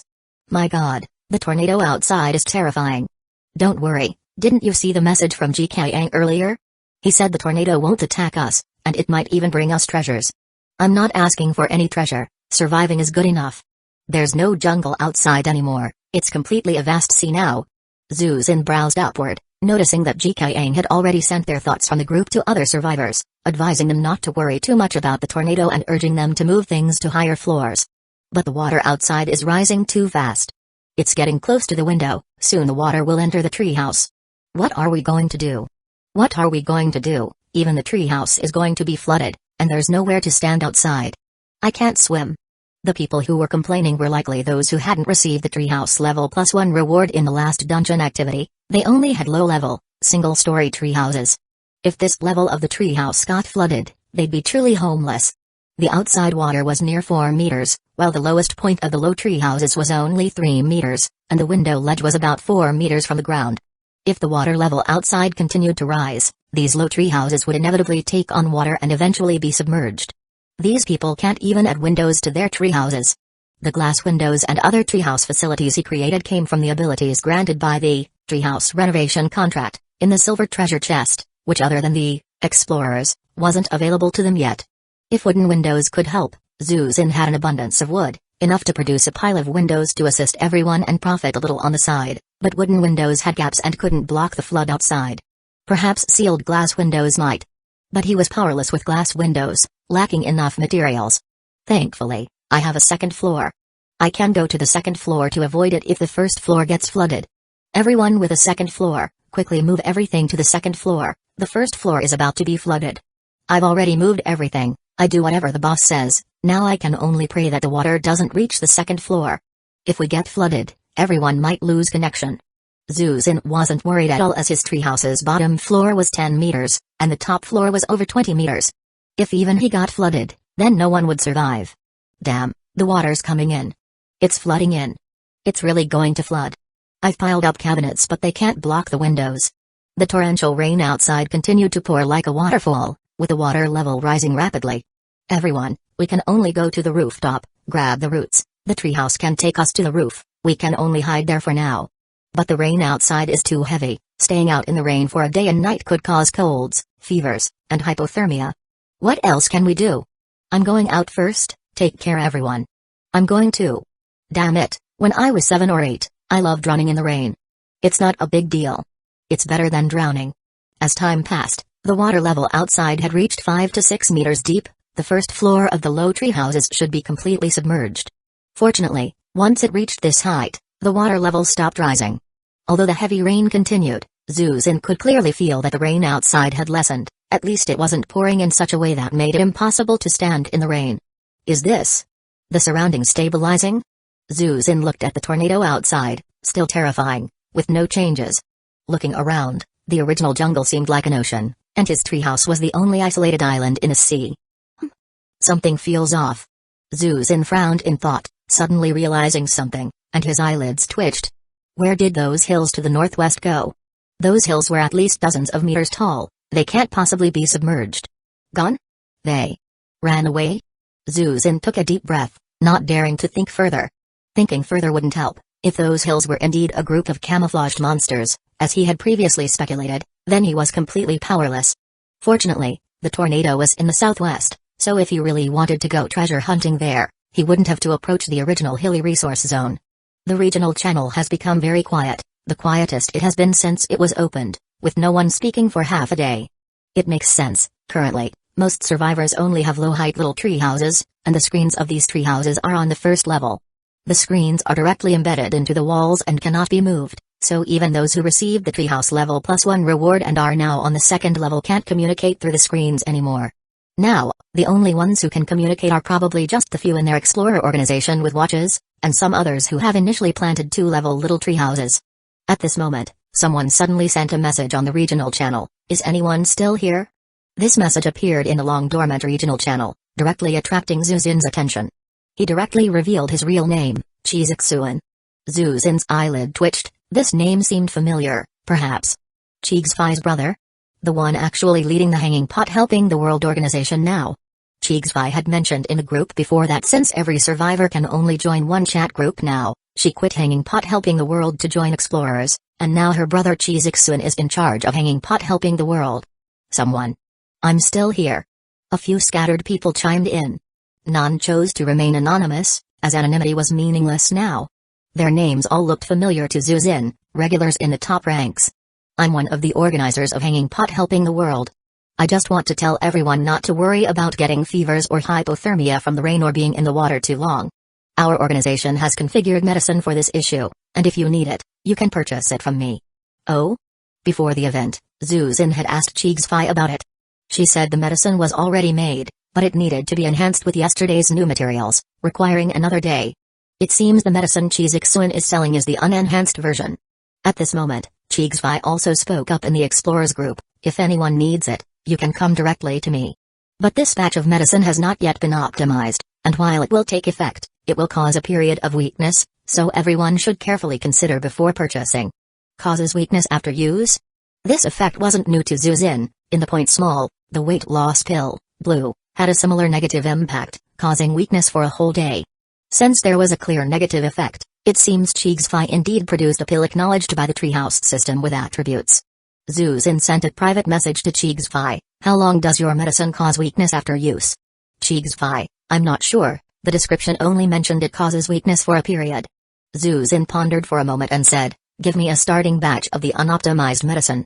Qig's alright, consider this a trial. Its effect isn't great, but once this event ends, the final product will be ready. The other party initiated a trade, gifting him a pill. Ordinary pill, green, instantly cure common illnesses contracted in 3 days, but will weaken the body for 2 hours post-cure. His identification ability could see the weakness period was 2 hours. Healing sicknesses contracted within 3 days is undeniably strong. Although it causes 2 hours of weakness, it's still a highly valuable medicine, unlike the weight loss pill, blue, which causes a day-long weakness. 2 hours can easily be slept through at night. What counts as a common illness? Zhu Xin asked. Honestly, I'm not entirely sure since it hasn't been clinically tested yet, but things like colds, fevers, and hypothermia should be fine. Originally, I wanted to clarify these before selling, but Xisuan went ahead on his whim, so you guys can try it out first. So he's actually a guinea pig? But it's not a big deal since his identification ability already told him the pros and cons of this pill. This Qig's truly crafted useful medicine. Creating such medicine must be her special ability, and he must remain on good terms with her. Having obtained a pill to cure illnesses, Zhu Xin was less worried. Looking out at the continuously swirling tornado, he took a deep breath. Perhaps it's time to go out and see. Chapter 121, Strange and Exotic New Resources. The water outside had stopped rising, completely unaffected by his treehouse. Although there were occasional lightning strikes, they were all absorbed by the lightning rod on top of his treehouse, causing no damage at all. The tornado was still spinning in place, occasionally tossing out some objects. It was too far away for Zuzin to clearly see. In fact, he could completely relax inside his treehouse now, wash a bowl of fruit, play around with Keek, then study how to better cook the mutant beast meat, brew a cup of tea, and comfortably wait for this rainy season to end. This was actually the most prudent method. Most people in his situation would definitely not choose to go out at this time, approaching that terrifying-looking tornado, which sounded like a death wish. If it were the previous Zuzin, who prioritized current survival, he probably really wouldn't go out. But the current Zuzin considered more than before. The reward from the last dungeon exploration, a treehouse level +1, played a very significant role in this rainy season. The higher-level treehouse not only attracted lightning during storms, keeping ignition points away from the treehouse and allowing survivors to cut a fire break unharmed, perfectly avoiding the forest fire's attack, but it also provided a place to stand when the rains came, as it wasn't completely submerged. This means that the rewards obtained in events might likely affect the survival ability in future events. This event, known as the rainy season, is supposedly the last event of the so-called first phase, during which things that would never appear again in the jungle might play a very significant role in the future. People should not only look at the present but also have a longer-term view, keeping the future in mind. Finally, Zuzin convinced himself to get close to that gigantic tornado and have a look. He put on the purple grade scale armor and sat by the table that enhanced the duration of food effects, eating all kinds of fruits to max out his statuses. Night vision, spiritual power, stamina, strength, underwater breathing capability, positive emotion capability. Zuzin ate all these fruits, feeling stronger than ever before, and his anxiety gradually faded away.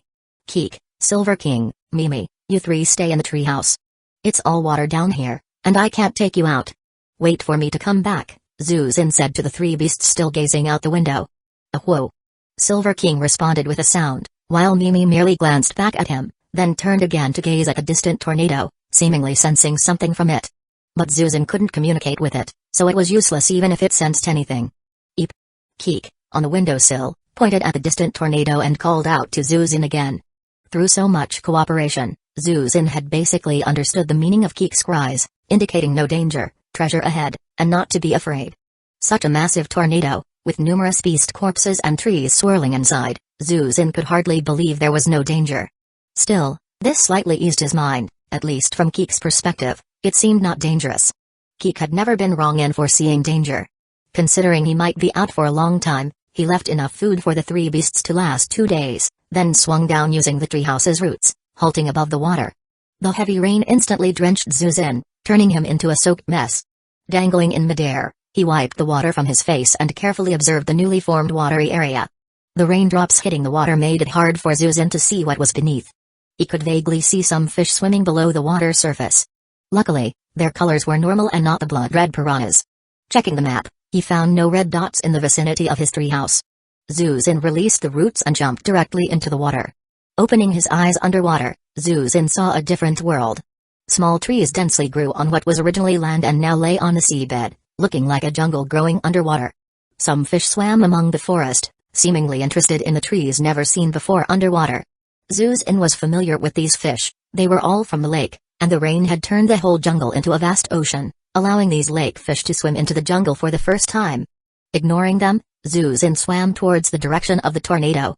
After swimming about 300 or 400 meters, Zuzin was attracted by a special school of fish. This was a group of colorful fish swimming in groups between delicate branches, giving Zuzin the illusion of diving in clear seawater, encountering tropical fish near coral reefs. Where did all these strange fish come from? He was puzzled. These fish definitely weren't from his lake. During his previous exploration of the lake, he hadn't seen this variety of fish.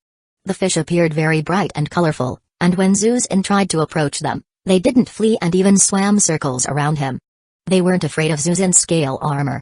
You should know, the python scale armor he wears has the ability to intimidate aquatic creatures.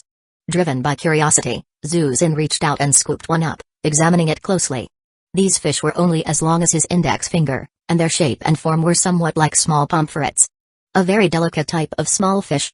They have very beautiful rainbow patterns on their bodies, reminiscent of tropical ornamental fish. The stunning colors gave Zuzin the urge to keep them in his treehouse. These fish are truly beautiful, with colorful patterns that look almost manually painted, magical and alluring. Colorful scale fish, green, A beautiful ornamental fish, not much meat and not tasty. Raising them in the treehouse can increase the decoration level of the treehouse. The sudden introduction left Zuzin stunned, without even focusing on the content of the introduction. Since when do living creatures also have attributes and descriptions? Wasn't it only materials decomposed after death that had attributes and levels? Only then did Zuzin notice that the colorful scale fish swimming around him were emitting a faint green light. Initially, he hadn't noticed this because they were already so colorful. These living fish actually are resources directly, and green-level resources at that.